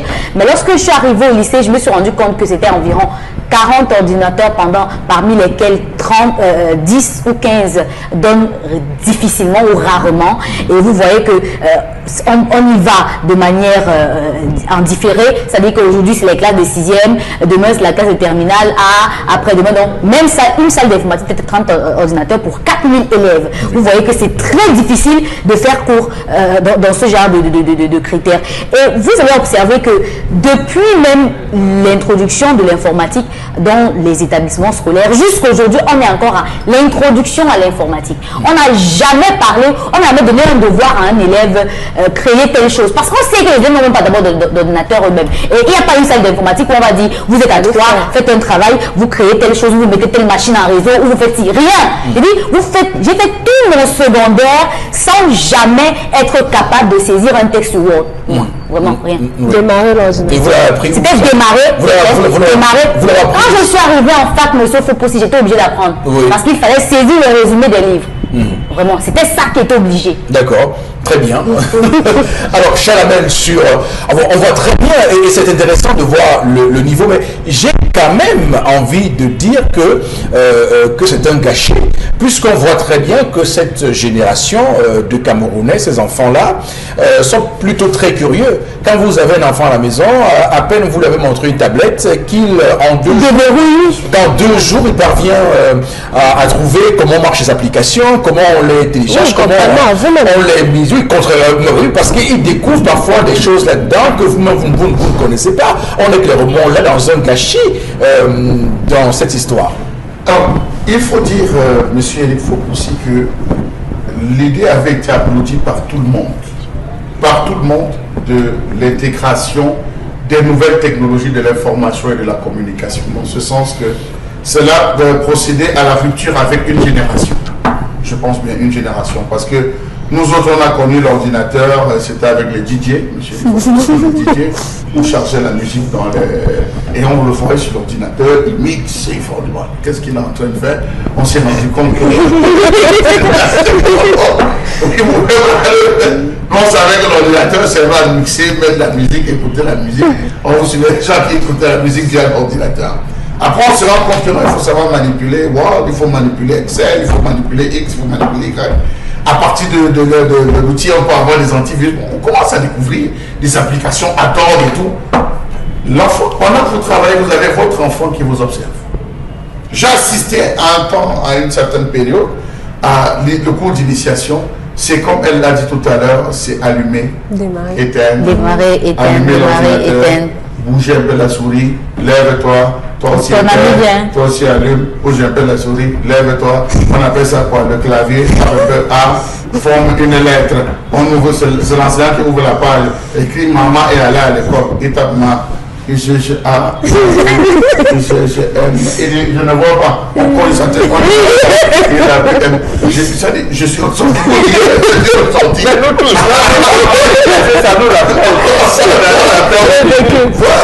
Deux heures plus tard, c'est la même chose. Pourquoi ne pas dire aux parents, ok, achetez les ordinateurs à la maison et suivez l'enfant à travers les cours qui ont été donnés. Savoir débrancher, savoir monter. Vous arrivez dans un établissement scolaire où j'ai discuté avec un responsable qui m'a dit, c'est les cours d'informatique qui achètent ma nouvelle voiture chaque année. Vous avez des établissements qui ont 3000 élèves. Vous faites 5000 fois 3000 élèves, ça fait 15 millions de francs, monsieur Fopoussi. Ils s'offrent les grosses 4x4 à travers cela. Vous avez des établissements qui vivent des APEE, qui sont gérés uniquement par les fondés, ce qu'on appelle les fondés, qu'ils gèrent. Vous avez des enseignants. Donc voilà là où on se retrouve. Vous entrez dans une salle d'informatique. Déjà, il y a une poussière terrible. 2, les ordinateurs ne sont pas protégés. 3, le système d'exploitation est offline. Lorsque vous lancez, pour que ça démarre, ça prend 30 minutes, monsieur. Et le temps que arrive. Je l'ai vu à Bonamoussa, on a allumé un ordinateur. Ça fait 30 minutes. Vous avez la boule qui tourne. Vous vous rendez compte que la RAM est excessivement faible. Le système d'exploitation qu'on a mis pour tromper l'apparence, c'est un Windows 7. Vous voyez un Windows 7 dans un ordinateur, ça vous pouvez manger, vous pouvez aller à Bokoti, vous revenez, ce sera toujours en train de tourner. Vous posez la question, vous dites non, on attend que l'État nous aide, l'État a dit qu'on va faire ci, vous prenez les cours harmonisés, rien. Vous prenez les livres qui portent même sur la question. Les livres sont en avance, mais à l'école, il n'y a pas possibilité. Vous arrivez un jour, déjà il n'y a pas d'onduleur, il n'y a rien qui puisse stabiliser, ne serait-ce que l'énergie. Vous arrivez, on essaie d'allumer les ordinateurs, ça ne prend pas. On appelle le directeur, monsieur le directeur, vraiment, ou monsieur le proviseur, monsieur le surveillant général, les ordinateurs, ça ne vient pas. Ah, attends, on va appeler le maintenancier. Je ne sais même pas pourquoi il ne vient pas. On appelle le gars qui dit, vous n'avez pas payé, il ne vient pas. Quand monsieur a donné le groupe aujourd'hui, rentre en salle de classe. Voilà comment les enfants vivent. Vous prenez le cahier d'une année d'un enfant en termes d'informatique, c'est plein. Pourquoi? Pourtant, on va aller faire 1 minute en classe. Ok, on va lire quelques messages avec vous, Karine. Rapidement, vous terminez, on va aller rapidement puisque on a beaucoup de choses au programme. Moi, j'ai vu l'ordinateur en classe de 4e année sans toucher. Métino Alain Giresse de Yaoundé. Alors, un autre téléspectateur, on peut remplir un cahier de 200 pages pour une pratique d'1 minute. Personne pour un groupe d'1 minute. personnes pour un groupe de 15 élèves. Ça, c'est Landry de Fumban. Yémalé, la fait si est grave. Je me rappelle quand j'étais au CM1, mon père avait payé 15 000 francs pour mes cours d'informatique. Mais tout ce que j'ai appris, c'était taper mon nom, Jules, sur un clavier. Un autre, la question de l'informatique en termes d'apprentissage dans les établissements scolaires publics ou privés n'est pas inclusive. Les handicaps visuels sont toujours mis au banc. Moi, j'ai appris toute seule malgré mon handicap. Kameni, doctorant à l'université de Douala. Un autre téléspectateur. Justement, qui nous dit... Un dernier message. Hein. Oui, ils sont quand même nombreux à nous envoyer ces messages et appeler en même temps. Alors, c'est long celui-ci, vraiment ravi que vous parliez de cette affaire d'ordinateur dans les établissements scolaires. J'ai fini mon parcours au lycée sans aller à la salle d'informatique 5 fois. Ce n'est qu'à l'université que je me suis lancée dans les cyber pour des recherches. Plus pire, on nous a donné des PB à rire qui ne servent à rien. On fait un cours sur la recherche master, mais... On fait un cours sur la recherche en master, mais les cours sont seulement théoriques, c'est car pas d'ordinateur. D'accord, merci beaucoup. C'est une question, on va le dire, prégnante, comme toujours avec votre collègue Charles Hamel, et c'est un gâchis, malheureusement, parce qu'on voit très bien que les Camerounais ont beaucoup de mérite à être autodidactes sur cette question, malheureusement. Oui. Vous savez que les ordinateurs, même du chef de l'État, ont été vendus, parce que certains étudiants ne parvenaient pas à maîtriser les fameux bébés. Oui, ils ne parvenaient pas à maîtriser les cours. J'ai rencontré un étudiant qui m'a dit que je n'ai jamais manipulé l'ordinateur. On me le paie l'ordinateur. Ok. J'ai besoin d'argent. D'accord. Très bien. Donc, malheureusement, il y a un vivier de Camerounais qui peuvent, si on met les moyens et si on respecte la déontologie et l'éthique dans la gestion des finances, clairement avoir leur compte à travers ces cours d'informatique. Il faut dire que beaucoup de Camerounais apprennent eux-mêmes, donc sont autodidactes sur cette question. Heureusement que les Camerounais sont intelligents et résilients. On va arrêter là pour ce matin, mesdames, messieurs, et prendre avec vous, Karine Santier, la revue des réseaux sociaux. Oui, monsieur Fopoussi, dans le cadre de la revue des réseaux sociaux, on commence par le sujet de la rentrée scolaire dans la région du Nord-Ouest et dans la région du Nord-Ouest précisément. Selon le délégué régional de l'enseignement secondaire, 3 départements sur 7 n'ayant aucun élève, aucun enseignant, aucune autorité administrative dans le département de Boyo, dans le département aussi de Bui, la Momo et le Ngok-Ketchunja. Je pense que je prononce Ngok-Ketchunja. Voilà, 0 élèves, 0 enseignants. Voilà, donc c'est clair que ces chiffres-là, on va dire que ces chiffres ne sont pas des chiffres d'un organisme de la société civile ou encore de l'opposition. C'est bien la délégation régionale des enseignements secondaires pour le Nord-Ouest et je crains pour ce délégué régional, on risque le rappeler à l'ordre. Oui, parce que ce qu'il a fait là, peut-être qu'il l'a fait parce qu'il voulait être transparent. Ça a fuité. Oui, mais sauf qu'il ne faut pas laisser les traces. Je veux dire, le fait qu'il ait eu l'idée de faire ça, c'est déjà qu'il a laissé les traces. Donc, on a demandé de faire le rapport. Oui, il a oublié dans la machine.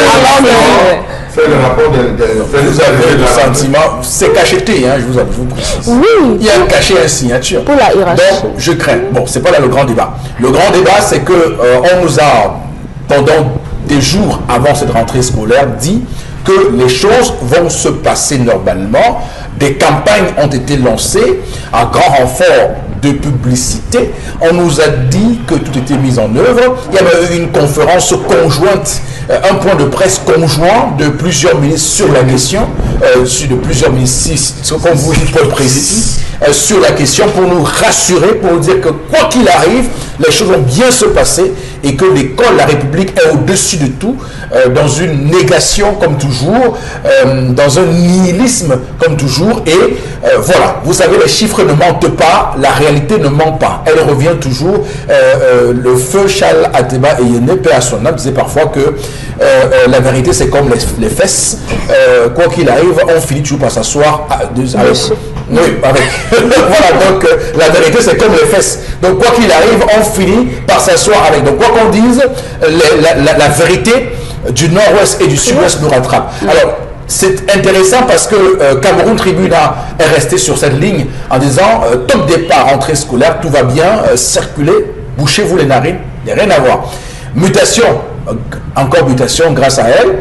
Grâce à mutation, on dit black to school. Donc il y a eu un blackout sur la rentrée scolaire. Alors bon, Megan, pour vous, vous direz comme ceux qui soutiennent cette affaire que c'est une rentrée effective mais timide. Non, pas du tout. D'abord, je commence pour le fils du délégué régional des enseignements secondaires. Monsieur Foposi Negou, lorsqu'on vous dit souvent qu'on a truqué les résultats des élections, ça ne veut pas dire qu'il n'existe pas de bons procès-verbaux. Il existe bien des bons procès-verbaux qu'on envoie avec des droits, mais les autres qu'on veut rendre publics, on les rend publics, pas celui qui ont la charge de le faire. Donc, le délégué, il fait son rapport, il envoie.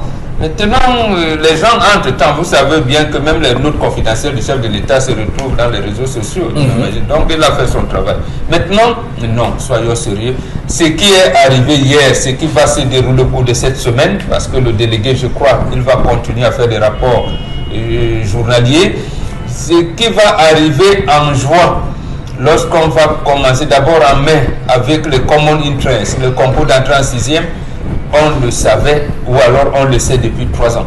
Donc il n'y a pas de surprise qu'il n'y aura pas de rentrée scolaire normale dans l'ensemble du territoire national. Et pire encore, dans les régions du nord et du sud-ouest et de l'extrême nord. Ici, on ne veut pas nous dire que l'extrême nord est sous assistance alimentaire du programme alimentaire mondial depuis au moins 1 an. Or, c'est ça le cas. Donc, dans bientôt, vous nous avez dit tout à l'heure avec raison, on va minorer les chiffres, on va tout faire, mais qu'est-ce qu'on va faire lorsque le lycée, d'abord, presque tous les lycées de l'Ouest, du Mungo, du Vouri et du Fundi sont absorbés, notamment des lycées dits bilingues, sont absorbés par tous les proviseurs qui y sont. Ils sont en train de voir, d'imaginer le traitement des cas sociaux qui viennent là-bas, ainsi de suite, ainsi de suite. Donc, sauf que ceux qui sont les tenants du pouvoir nous disent qu'il n'y a pas eu rentrée scolaire comme attendu, mais ce n'est pas de leur faute. Qu'ils n'ont pas, c'est pas eux qui ont tiré pour empêcher aux enfants d'aller à l'école. Ils ont accusé les sécessionnistes et ils souffrent que nous, dans nos discours, nous ne serons pas assez dans la posture de, on va dire, condamner ces sécessionnistes-là. Ce n'est pas de leur faute qu'il y a eu Boko Haram qui ait perturbé au moins 3 départements dans l'extrême nord. Mais qu'est-ce qu'on a fait pour que les enfants aillent à l'école? La communauté internationale est venue à notre secours en disant voilà, nous allons faire des camps de cantonnement pour mettre les enfants.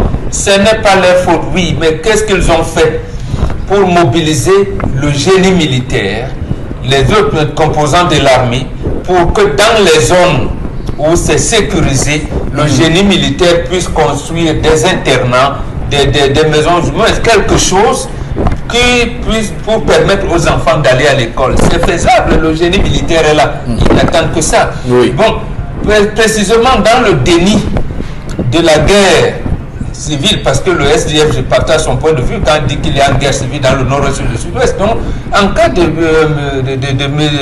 j'allais dire, de situation exceptionnelle, mesure exceptionnelle. Mais puisqu'on veut minorer les chiffres, on va arriver à cette situation-là. Ils nous ont fait la même chose. Le Premier ministre n'a pas pu voter chez lui.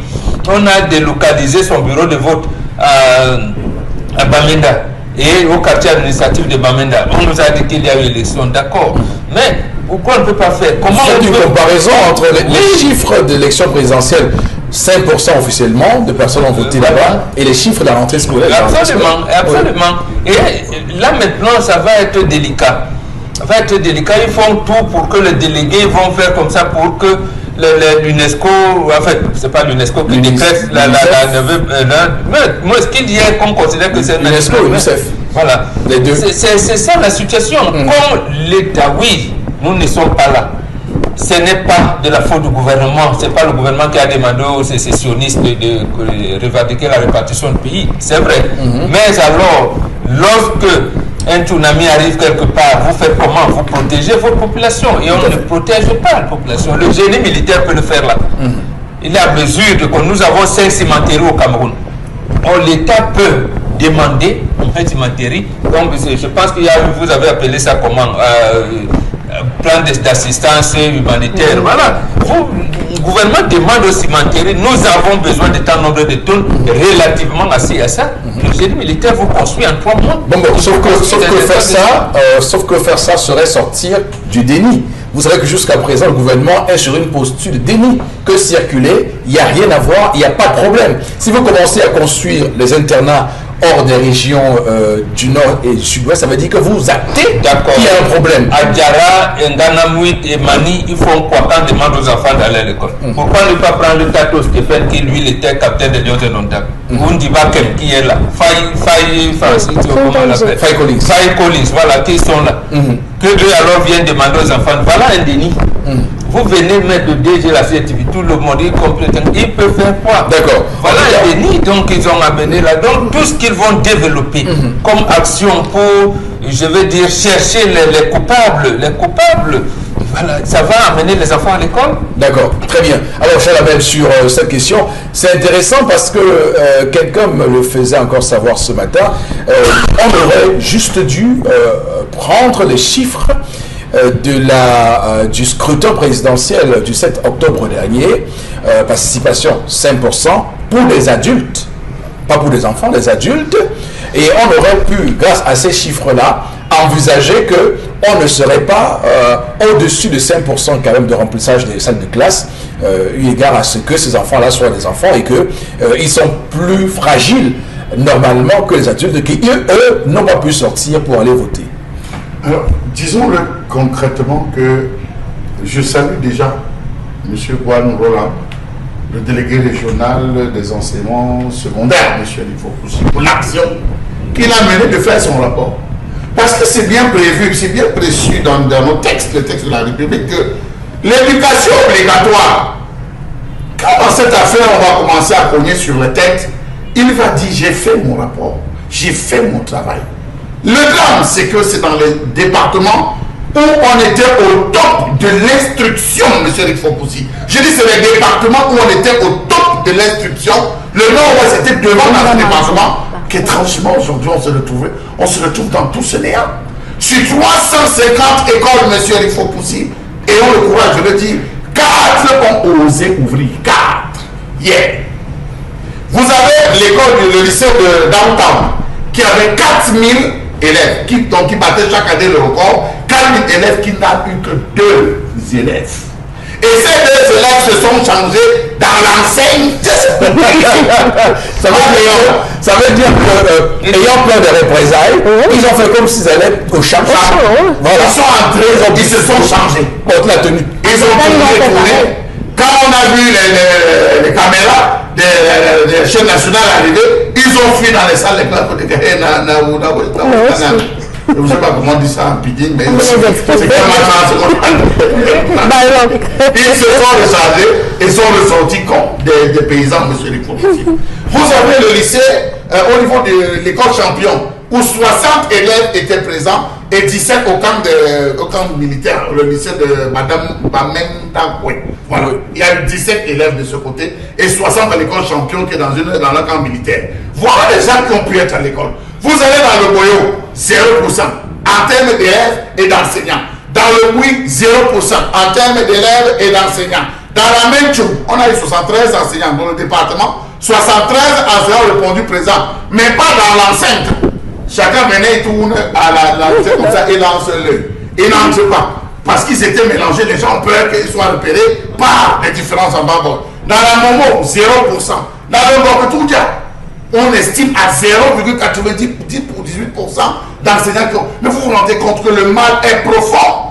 Le mal est excessivement profond, M. Lifopoussi. Seul dans la même chose, on a pu voir 73 enseignants faire le déplacement, je pense bien dans la même chose. Ça qui fait 0,98% pareil aussi de ce côté. Donc vous imaginez que vous êtes dans une sphère où les gens ont peur.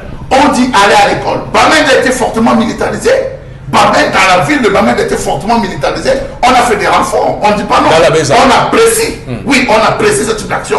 Mais les autres coins, ça se passe comment? Comment on fait pour arriver? Je ne sais pas si vous êtes arrivé à Fondon, monsieur Rifopoussi, mais vous avez au moins 60 tournants, 17 collines à prendre avant d'arriver à Fondon. Et là-bas, c'est enclavé. Je vous donne un témoignage de quelqu'un qui me dit hier qu'avant qu'on nous fasse, comme toujours, la propagande sur cette rentrée scolaire, et il me dit, monsieur Fopoussi, il faut savoir qu'ici, à Bouya, à Moliko, au centre de Bouya, il n'y a pas eu rentrée scolaire au lycée de Moliko. Donc ça revient donc à ce donc il dit qu'on est clairement, il dit on est à Bouya, laissons que c'est dans les autres, on est à Bouya. Il dit qu'il n'y a pas eu rentrée scolaire. Et il dit ensuite que ce qui est grave, c'est que eux-mêmes qui sont à l'université, ils risquent de ne pas avoir le rattrapage à l'université de Bouya, parce que les enseignants du CINES ont dit qu'ils ne veulent pas eux venir mettre leur vie en danger pour ça. Donc il y a clairement un malaise et le déni est encore plus profond que l'on se rend compte que d'ailleurs les gens sont à Yaoundé, sont assis là-bas, créent des campagnes, font des hashtags qui n'ont pas de sens et viennent narguer les Camerounais sur une situation que les gens vivent sur le terrain. C'est ça qui est grave dans tous les cas. L'autre effet pervers de ce qui se passe actuellement, et ça c'est plus dangereux, c'est qu'on est en train d'ameuter nos pays voisins. On ameute l'ONU et tout ce qu'il y a actuellement avec ça, qui va finalement dire que, mais on se rend compte que le Cameroun ne semble pas prendre à bras le corps, prendre au sérieux cette situation. Et vous verrez, demain, quand on va pondre des rapports sur le Cameroun, on va dire qu'il y a une ingérence internationale. Faisons attention. Vous avez déjà le rapport de l'UNICEF qui fait état de 4400 écoles fermées, monsieur Rifopoussi, et 609 000 enfants qui n'iront pas à l'école. Le rapport est déjà là. Je crois que ce n'est que la confirmation la journée d'hier. C'est vrai que beaucoup de parents ont dit qu'on a donné 14 jours de lockdown, 14 jours. On attend que ces 14 jours passent avant d'envoyer les enfants. Espérons véritablement que ça va passer, il n'y aura pas un autre repoussé. Mais ceux qui ont tenté de sortir et qu'on a reconnu comme élèves, ça il faut que j'ai oublié de vous le préciser, ils ont été battus à la machette. Ils ont été battus à la machette. Donc, quand même, cette sécurité, est-ce qu'on ne va pas l'étendre dans les quartiers, monsieur Rifo? D'accord. Alors, moi, sincèrement, je peux comprendre aussi que dans ce que nous décrivons sur ce plateau, qu'on accède un tout petit peu à cette parole gouvernementale qui veut que nous soyons également là à condamner les actes de ces Amba Boys, parce que évidemment, vous savez, on peut dire tout et n'importe quoi, mais on doit quand même condamner ces actes-là, parce que dans des conflits dans le monde, chaque fois, quand même, on fait tout pour que l'école soit préservée, et pour le coup, on ne peut pas rejeter la faute uniquement sur le gouvernement. Je tenais à le faire ce matin. Absolument. Oui. Allez-y, Dominique Audrey. Je me pose une question. Sur les 2 élèves qui sont allés en classe là, si on les laisse aller jusqu'à l'année prochaine, on va considérer que ce sont les 2 élèves qui ont réussi. Et s'ils font un examen, on va dire que ce sont ils ont réussi. 100%. 100%. Moi, je salue le courage des parents qui ont laissé leurs enfants sortir. C'est risqué parce qu'on sait qu'à côté, il y a eu des enfants qui ont été battus. En ce qui concerne le gouvernement qui dit qu'on devrait reprocher aux sécessionnistes des actions, oui, c'est vrai. Mais ce que je sais, c'est que quand on est parent dans une maison et qu'il y a des enfants qui posent des actes répréhensibles, on se tourne vers le parent. C'est le parent qui est repris, parce que c'est à lui de gérer cette histoire-là. Donc on arrête les campagnes vaseuses là qui ne servent à rien, parce que ça ne fait que attiser la colère et meurtrir le plus les gens, et qu'on aille sur le terrain, parce que l'école là-bas, ce n'est pas comme ça se passe à Yaoundé. Donc ils aillent sur le terrain, ou bien qu'ils envoient aussi leurs enfants là-bas aller à l'école, si c'est facile. D'accord. Qu'ils fassent ça. Rentrée scolaire effective, mais timide. D'accord. Alors, Karine Sonti, on va rapidement poursuivre avec cette revue des réseaux sociaux. Oui, on continue avec le décret du Premier ministre portant déclaration des régions de l'extrême nord, du sud-ouest et du nord-ouest de zones économiquement sinistrées. À cet effet, les opérateurs économiques qui s'installeront dans les régions du nord-ouest et du sud-ouest et de l'extrême nord aussi auront droit à une exonération fiscale pendant 20 ans. 20 ans 20 ans. Autant de temps? Alors, déjà, tout à l'heure, on parlait de déni.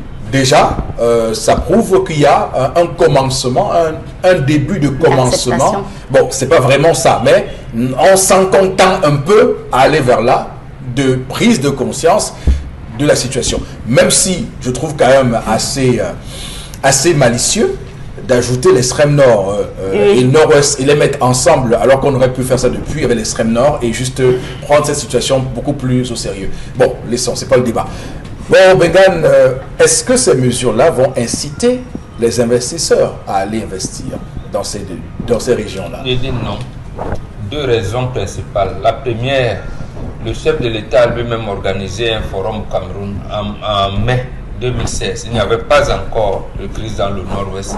Il ne me semble pas que les investisseurs sont venus. Maintenant, où on dit, et avec la guerre, on dit qu'ils doivent venir, ils seront exonérés, il me semble que ce n'est pas vrai. La deuxième raison, il faudrait d'abord que, comme vous avez dit, les investisseurs existent pour qu'ils bénéficient de l'exonération des impôts. Mais quand vous n'existez pas, ceux qui étaient déjà sur le terrain sont morts. Je parle de ces industries, ces entreprises sont fermées. Donc, ils vont donc bénéficier de les mendiants dans la rue, qui vont bénéficier des exonérations de quoi? Parce que là aussi, moi, je vais commencer à condamner l'État. Là, sur deux points également. Le premier point, c'est le gouvernement qui a commencé à couper Internet quand ces choses ont commencé. Couper Internet pendant 6 mois. Vous savez ce que cela donne. Donc c'est le gouvernement qui a commencé à demander aux investisseurs de partir. À économiquement sinistrer ces zones. D'abord. Ils ont coupé Internet pendant 6 mois, oui. Bon, vous avez la mémoire. Hein. Oui, oui, absolument. Moi, je vais oublier effectivement. Justement, la coupure Internet, compris avec comment ils appellent encore ça, la montagne, la Silicon Mountain. Voilà. Vous voyez, et les gars ont pleuré chaque fois. Et au lieu de on a dit non, on va vous mettre, on les met dans l'état. Deuxième chose, en cas de sinistre dans le monde des affaires, même les États-Unis, qui sont le pays le plus libéral du monde, entrent dans le capital des entreprises. Quand on vous dit que les entreprises sont là, qu'est-ce qu'ils ont fait pour élever? L'État devrait, de mon point de vue, aller réhabiliter ces entreprises-là, ou bien parce que quand ils ont sorti un schéma, ça veut dire qu'ils connaissent, les entreprises ont payé les impôts quand même auprès des services de l'État. Qu'on va donc réhabiliter ces entreprises en y injectant de l'argent. Ce n'est pas l'entreprise Mbomboxal qui était, je ne sais pas moi, dans le Dongamantoum ou n'importe où là-bas. Je viens venir là, d'abord on m'a chassé, on m'a brûlé la maison. Donc quand l'État sécurise, l'État met là l'argent, il dit bon, moi je mets l'argent. Une entreprise, tu me rembourses ça comme ça, je t'encadre. Voilà, ça se comprend. La preuve, parce que tu sais, on ne le fait pas ça. L'entreprise qui appartient même à l'État, qui est même le deuxième employé après l'État, c'est CDC. Qu'on voit comment l'État parvient à protéger les intérêts de CDC, on voit. Oui. Là, on se rendra compte que moi, le SARL, qui existe quelque part, je pourrais prendre le risque d'y aller. Je vais prendre ce risque comment? D'accord. Les mesures, oui, si on était revenu dans une situation de calme, mais dans ce cas-ci, non, je ne pense pas. En tout cas, c'est très grave. Dominique Audrey, sur cette question, sur ce décret du Premier ministre qui déclare ces 3 régions comme zones économiquement sinistrées, avec les implications que cela donc intègre en termes d'allègement fiscal. Je m'interroge quand même, 20 ans, c'est pas énorme? Ça suppose que la crise c'est une idée, ça. Parce que moi, je ne comprends pas. 20 ans sans payer les impôts, ça veut dire qu'on va gérer nos dettes. Comment? Sauf si je comprends bien. Moi, je pense ça veut dire que dans leur esprit, cette crise peut encore faire 20 ans. 20 ans, c'est ça. Depuis 2013 qu'on en a quasiment terminé à l'extrême nord, on n'a rien vu. Bon, on les invite à revenir pour 20 ans encore. C'est ça? Non, mais je veux dire, c'est un enseignement terrible. Merci beaucoup de nous avoir ouvert les yeux. C'est un enseignement. Même si on peut imaginer même si, pour être équilibré, parce qu'on parle non plus qu'on pense sur de mauvaise foi, même si on peut imaginer qu'ils ont bien en tête de résoudre rapidement la crise et que ces entreprises-là, ayant pris le risque d'investir pendant cette période-là, on les récompense avec 10 ans de plus ou 15 ans de plus si on considère que la crise a été résolue au bout de 5 ans. Vous y croyez? Bon, bref, c'est pour être complet. Pourquoi ne pense pas que nous sommes à la mauvaise foi? Alors, oui, monsieur Batoucha Lamel. Monsieur, il faut aussi répéter ces zones. Ces zones, comme étant des zones économiquement sinistrées. Économiquement sinistrées. Des zones qui étaient le vivier national. Le cacao, ça sortait de ce côté. Le sud-ouest est le premier bassin de production de cacao. Attention, monsieur Eric Fopoussi. Absolument. Ils vont se lorsqu'on va aller au niveau de la préparation du budget et calculer, ça fait combien de zones? On va se rabattre sur combien d'autres zones? Ça veut dire qu'on va asphyxier les autres. Il y aura une asphyxie. Préparons-nous. Toutes ces zones, la zone du sud, centre-sud, là, préparons-nous à une asphyxie pour pouvoir retrouver la balance, retrouver l'équilibre qu'on avait avec ces autres régions. Mais c'est compliqué quand même, monsieur. C'est très compliqué. Je ne sais pas sur quoi on compte. Déjà, la situation financière du Cameroun est très engagée, sur de nombreux plans, est très engagée. Ça suppose que les différentes coupes, la canne, on n'est plus sûr d'organiser, ça va remettre en question la canne, monsieur, il faut possible. La canne, ça va remettre en question la finition des chantiers, ça va remettre en question. Non, je pense qu'ils font un coup de poker. Je pense qu'ils se disent que. Non, je pense qu'ils font un coup de poker. Ils se disent qu'en prenant une telle mesure, ça va ramener beaucoup de monde. Lesquels? Mais qui va aller d'investisseurs qui vont aller investir. La CDC, il n'y a pas longtemps, c'est séparé de 11 000 employés. Les 11 000, parce que c'était 22 000 employés. Elle s'est séparée de 11 000 employés. Les 11 000 restants, on accuse 12 mois d'arrêt de salaire. Ils vont faire comment? Et justement, dans ce décret, justement, l'idée est aussi d'inciter à l'emploi, de faire en sorte qu'il y ait une création d'emplois dans ces 3 régions du Cameroun. Donc, en réalité, il faut un pari. Est-ce que le pari va être bon? On va attendre de voir dans les jours à venir, mais on va également attendre le GICAM parce que c'est les patrons du Cameroun. Comment vont-ils accueillir ce décret-là? Comment ils vont réagir à ce décret? Est-ce qu'ils vont être prêts à investir dans ces régions-là en ayant en idée qu'il y a des exonérations? On va peut-être imaginer que beaucoup d'entreprises, parce que moi j'ai toujours peur en économie des effets pervers, beaucoup vont délocaliser leur siège social là-bas en espérant payer les impôts là-bas. Je sais pas, les gens vont en profiter aussi, parce que après il y a des gens qui sont toujours malins. Comment ils peuvent profiter pour pouvoir effectivement faire de l'optimisation fiscale? Il y aura un contrôle. Oui. Il y aura un contrôle forcément pour se rassurer qu'effectivement vous êtes sur le terrain. Vous êtes sur le terrain. Vous êtes en train de vrai sur le terrain. Je vous dis que les fiscalistes sont très intelligents. Les fiscalistes nous écoutent. Ils vont. Quelqu'un, l'entreprise peut s'appeler Nego Limited. Avec siège social là où on a enlevé. Voilà, non, à Batibo. Siège social de Nego à Batibo. Mais il dit, agence à Douala, Bafoussam et tout. Mais or, c'est à Douala qu'il est bien installé. Maintenant, la délocalisation et tout ça, des impôts, de Batibo va bien enregistrer. Le bâtiment sera là. Mais le gars bénéficie. Il faut faire attention avec les fiscalistes, surtout que c'est sur 20 ans. Donc les gens vont mettre en place des stratégies sur 20 ans. Ils négocient avec les enfants du village là pour assurer la sécurité. Tout à fait. Donc voilà, mesdames, messieurs, on va s'arrêter là pour ce sujet. Prendre le dernier sujet ce matin, Karine. Oui, on parle de xénophobie aujourd'hui en Afrique du Sud. Une guerre a été lancée depuis dimanche dernier contre les migrants. Des centaines de magasins ont été vandalisés appartenant à des migrants et on compte déjà 3 morts selon les autorités de Johannesburg. Hier, plusieurs Sud-Africains se sont mobilisés pour se débarrasser des étrangers. Depuis plusieurs semaines, les chauffeurs routiers arrêtent les conducteurs étrangers et mettent le feu à leur cargaison. Alors, Bombok, c'est triste, ça fait chaud. Non, c'est triste. Comment on appelle ça? Ça signifie quoi ce qui se passe là? C'est les effets pervers du monde, du système capitaliste. Là où il y a, même en Europe, il y a une révolution industrielle, il y a souvent 2 idées qui s'entrechoquent.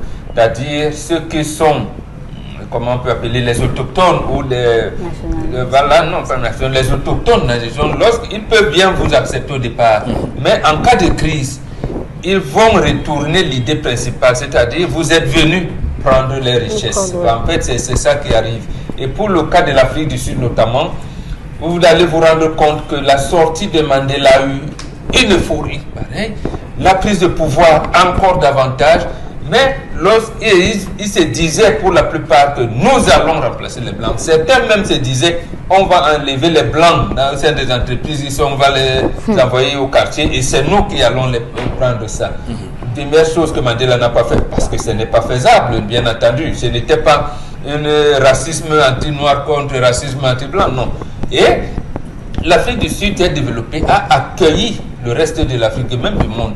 Nous autres États africains qui allons faire des affaires, ça marche, mais lorsque la crise commence, on commence à vivre, c'est vous. Parce que même les chauffeurs de taxi, on leur dit non, vous êtes venus prendre le peu d'emploi que nous avons. Donc, dans le terme moderne, on parle de xénophobie, mais non, c'est un sentiment, j'allais dire, de crise qui peut être régulé en cas de plein emploi. Parce qu'en cas de plein emploi, ça n'existe pas. Donc, il y a là-bas un échec des gouvernements successifs qui ont dirigé l'Afrique du Sud, mais également, on va dire, et ça c'est intéressant, il faut rappeler que l'Afrique du Sud, même si la majorité des Sud-Africains sont des Noirs, on va dire qu'il y a une minorité blanche qui reste propriétaire de la majorité des terres, mais également de la majorité de la plus grande partie des richesses. En réalité, c'est là ce que vous avez développé, c'est ça même le point fondamental. Oui. Et que ce soit Mandela, Thabo Mbeki ou Jacob Zuma, n'ont pas osé aborder. Je pense que même Cyril Ramaphosa ne le fera pas. La réforme agraire. Oui. C'est comment on a peur que ça risque d'apporter des troubles comme ça a été le cas au Zimbabwe. Donc, la réforme agraire, comment convertir ces gens et d'abord prendre les terres qui sont entre les mains des Blancs et les rétrocéder entre les mains des Noirs et tout ça, c'est quand même c'est difficile. Oui. Et pas bon, précisément il y a pas de courage. Non. Puisque un Julius Malema qui a quitté l'ANC il a clairement dit que s'il arrive au pouvoir, il va arracher toutes les terres aux Blancs. En fait, c'est dans les accords, c'est un Dieu, absolument, il faut le faire. Mais en Malian, les deux, vous avez les contradictions sociales sont compliquées. Oui, il faut le faire. Oui. Il faut le faire, mais avec le risque peut-être qu'il sera moins, parce qu'au Zimbabwe, les Blancs avaient, j'allais dire, un repli en Grande-Bretagne. Mais ici, ils n'en ont pas. En tout cas, tout dépend aussi des accords secrets qu'avait signé Mandela pour la fin de l'apartheid. Voilà, mais au Zimbabwe, ce n'était pas secret. C'était dit que 20 ans après, vous devez vous-même rétrocéder les terres aux Noirs. Mais ils ont refusé. Ils ont organisé une campagne contre camarade Bob Mugabe. Donc, l'Afrique du Sud, ça risque d'être différent. Mais les Blancs ayant encore le cordon de la bourse, on ne sait pas ce que ça pourrait donner. D'accord. Chalabel, sur l'Afrique du Sud, juste un petit mot, pas grand-chose. Il faut dire, là c'est bien dit, le mal est très profond. Le mal est très profond. On a vécu ces scènes, rappelez-vous, en Guinée équatoriale, on a vécu ces scènes de xénophobie en Guinée équatoriale qui avaient poussé le Nigeria à déplacer tout un navire pour aller récupérer ses ressortissants, tout un navire de guerre pour récupérer ses ressortissants. On l'a vécu du côté avec le Cameroun plusieurs fois, avec les différents pays voisins. Sauf que là-bas, ça concerne quand même des gens, je ne veux pas dire des Camerounais, mais des gens qui sont installés là-bas depuis des années. Ce n'est pas ceux qui viennent d'arriver, M. Eric Fopoussi. C'est des gens qui sont là-bas depuis des années. Vous avez des gens qui se sont installés, qui se sont mariés avec des Sud-Africains, qui ont fait plus de 10, 15, 20 ans, qui ont déjà une famille. Ce sont eux qu'on vient retrouver à la machette qu'on découpe. C'est quand même à se poser des questions. Est-ce qu'à ce niveau, l'hospitalité n'a pas un certain niveau? On peut comprendre que oui, c'est des gens qui sont arrivés, ça n'a pas marché à des affaires, il y a eu des agressions, récusant le coup de vol, ça peut arriver, on accuse X ou Y communauté, ça se gère. Mais lorsque c'est des gens qui font déjà partie intégrante, qui se sont déjà socialisés et qui vivent comme vous, sur lesquels on pose ce type d'action, ça interpelle quand même, ça devrait interpeller. Pourquoi est-ce que l'État ne veut pas se placer en avant pour résoudre ce problème? Est-ce qu'ils vont en danger, comme l'a dit tout à l'heure Bobo? Je crois que c'est un peu très épineux et le massacre ne cesse de continuer. J'ai vu l'horreur à travers des images sur la toile. C'est inacceptable. Des images d'horreur. C'est inacceptable. J'ai vu une image d'un monsieur, on dit qu'il a fait pratiquement 35 ans en Afrique du Sud. Mais c'est un Sud-Africain, il a enterré ses enfants. Mais on dit c'est les voisins, c'est le voisinage qui estime qu'il est trop riche. Pourquoi est-ce qu'il est trop riche qui sont jetés sur lui. Vous vous imaginez un peu ce type d'actions qui peuvent arriver ici. C'est très dangereux quand même. Et l'État devrait encadrer ça parce que ce n'est pas la première fois. C'est la énième fois que cela arrive. Est-ce qu'il n'y a pas un texte de loi qui peut encadrer cela pour permettre au moins qu'il y ait une sécurisation? D'accord. Dominique Audrey. Moi, ce qui m'a gêné dans cette histoire, c'est que ce sont les transporteurs et les conducteurs de taxi qui se plaignent du fait que les expatriés viennent prendre leurs emplois. Mais ils sont déjà conducteurs de camions et autres. En quoi ces personnes-là prennent leurs emplois? Dans d'autres pays également, on voit des personnes qui n'ont pas d'emploi, qui souffrent. Mais est-ce qu'on a besoin d'en arriver là? Est-ce qu'on a besoin de tuer les gens parce qu'ils ne sont pas responsables du fait que vos gouvernements ne vous donnent pas les emplois? On n'a pas besoin d'en arriver là. Donc maintenant, l'image que ça donne, c'est qu'à toutes les personnes qui sont tentées par l'Afrique du Sud, sachez que si vous allez vous installer là-bas, vous serez découpés. Donc restez dans vos pays, c'est tout. Peut-être aussi c'est ce qu'ils veulent. Ah oui, peut-être. Qu'est-ce qu'on en sait? Peut-être c'est ça le but. Parce qu'en termes d'économie, l'extérieur donne suffisamment de pour les caisses de l'Afrique du Sud. Regardez le nombre de personnes qui se font évacuer. Sur le plan sanitaire, combien de personnes se font évacuer pour aller sur les traitements là-bas? D'ailleurs, vous me rappelez un débat qui avait eu lieu en France en son temps, où Marine Le Pen, comme vous le savez, est toujours contre l'immigration. Et chaque fois, elle disait tout le mal que l'immigration, la irrégulière, cette fois-là irrégulière, cause à la France. Et je rappelle qu'à l'époque, quelqu'un a sorti un chiffre sur le montant, ce que gagne la France en termes d'immigrés illégaux, clandestins. Et ça avoisinait les millions et les millions d'euros. Donc vous imaginez ce que ça peut faire. Bref, on va s'arrêter là et tout de suite basculer à l'interpellation de ce matin, madame, messieurs. Regardons l'interpellation, regardons les images préparées par nous, par Cédric Chouna, et ensuite nous retrouverons évidemment dans un court instant. Alors, en tout cas, on va tout de suite, on nous signale que interpellation n'est pas prêt pour l'instant. Le temps évidemment de mettre en route Constylamine au plateau B et qu'on l'ait. On va tout de suite vous prendre Constylamine, on regarde ça et ensuite on revient. Alors pour en parler ce matin, Constylamine est déjà en place. Bonjour Constylamine. Oui, bonjour Eric, bonjour à tous les clients et surtout merci à tous ceux-là qui ont compris qu'enfin on peut avoir le matériel de plomberie de qualité dans une et seule maison au Cameroun et en Afrique. C'est bel et bien la maison du plombier. Alors ce matin, on s'installe encore de ce côté-là pour essayer d'attirer davantage l'attention de tous les clients qui nous regardent ce matin, pour essayer bien sûr d'attirer l'attention de tous les téléspectateurs sur la maison du plombier. C'est là où il y a le vrai matériel de plomberie et en ce moment, c'est la grande promotion. En ce moment, ce sont des remises exceptionnelles. C'est l'occasion plus que jamais de profiter et d'acheter la qualité et surtout la quantité du côté bien sûr de la maison du plombier. Nous allons commencer ce matin rapidement par la présentation, c'est-à-dire des différentes agences qui constituent cette maison de plomberie depuis pratiquement 25 ans. Nous sommes bien sûr à Douala, nous sommes à Bonamoussadi au lieu du sable. C'est où il y a la direction générale et l'agence de Bonamoussadi, c'est à Sable. Toujours du côté de Douala, nous sommes à Akwa, non loin de l'ancien number one. Nous restons toujours dans la ville de Douala pour dire également que nos clients peuvent nous retrouver à Betanda, à côté du commissariat du 7e arrondissement. Toujours à Douala, nous sommes à l'ancien 3e. Il y a une agence maison du plombier, du côté bien sûr celle de l'ancien 3e. Nos amis qui nous regardent du côté de Yaoundé, du côté de Bolova, du côté de Bertois et qui ont besoin du matériel de plomberie de qualité, rendez-vous dans les agences maison du plombier de Yaoundé. Nous sommes bien sûr du côté de Kounou, en face du lycée de Kounou. Du côté de Lancac, nous sommes en face de la poste de Lancac. Nos amis de Mokolo peuvent nous retrouver en face de l'ancien Comessi. Et toujours du côté de Yaoundé, nous sommes également en Vambi, en face d'Afriland First Bank. On retrouve également les agences maison du plombier du côté bien sûr de Bamenda, de Kribi et de Boya.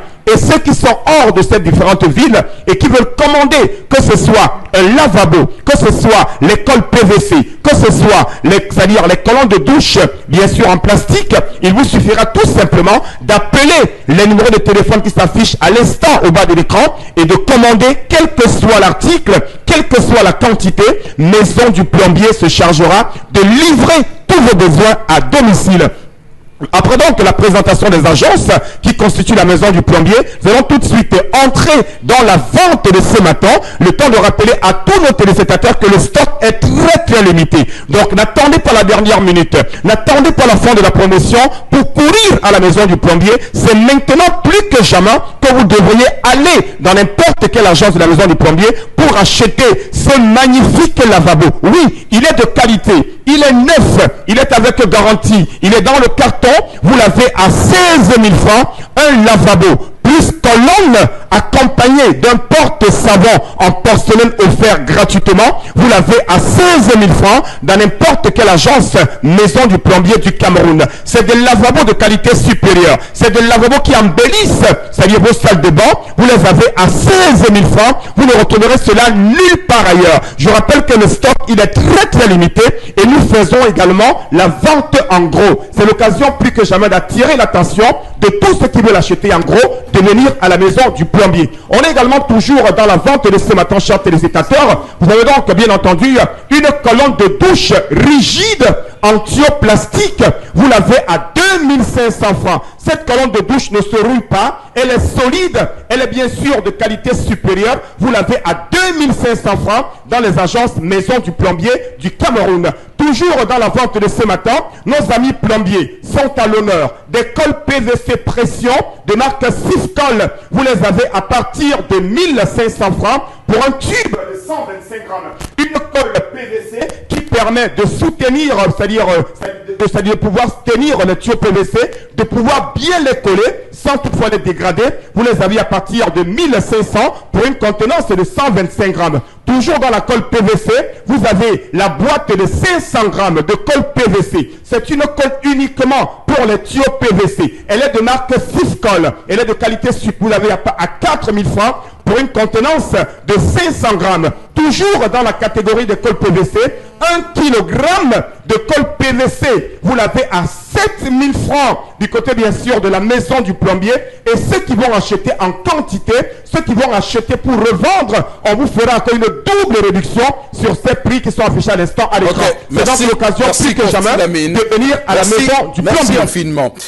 Tout de suite, on bascule l'interpellation, madame, monsieur, sur notre antenne.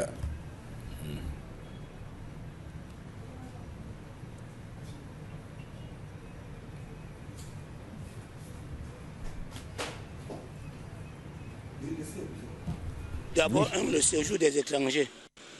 Qu'on paye 120 000 en 2 ans, c'est 5 000 francs par mois, ça ne résout pas le problème des Camerounais. Le deuxième volet, c'est que tous ces étrangers qui exercent des quincailleries au Cameroun, au lieu de faire l'exploitation de leurs ressortissants en domaine d'esclavage, ils doivent en Camerounais. Quand un ministère de commerce connaît déjà qu'un Biafra une boutique à plus de 10 millions, on doit employer les Camerounais pour que les jeunesses travaillent. C'est d'abord ça le fait de lance du Cameroun. Avant de voir toutes ces spéculations qu'on donne au Cameroun pour rien. Un Camerounais ne vit pas chez lui. Tu veux louer une maison, une boutique, un étranger vient le louer la boutique. Il faut que l'État base sur ça. Ça, c'est mon intervention.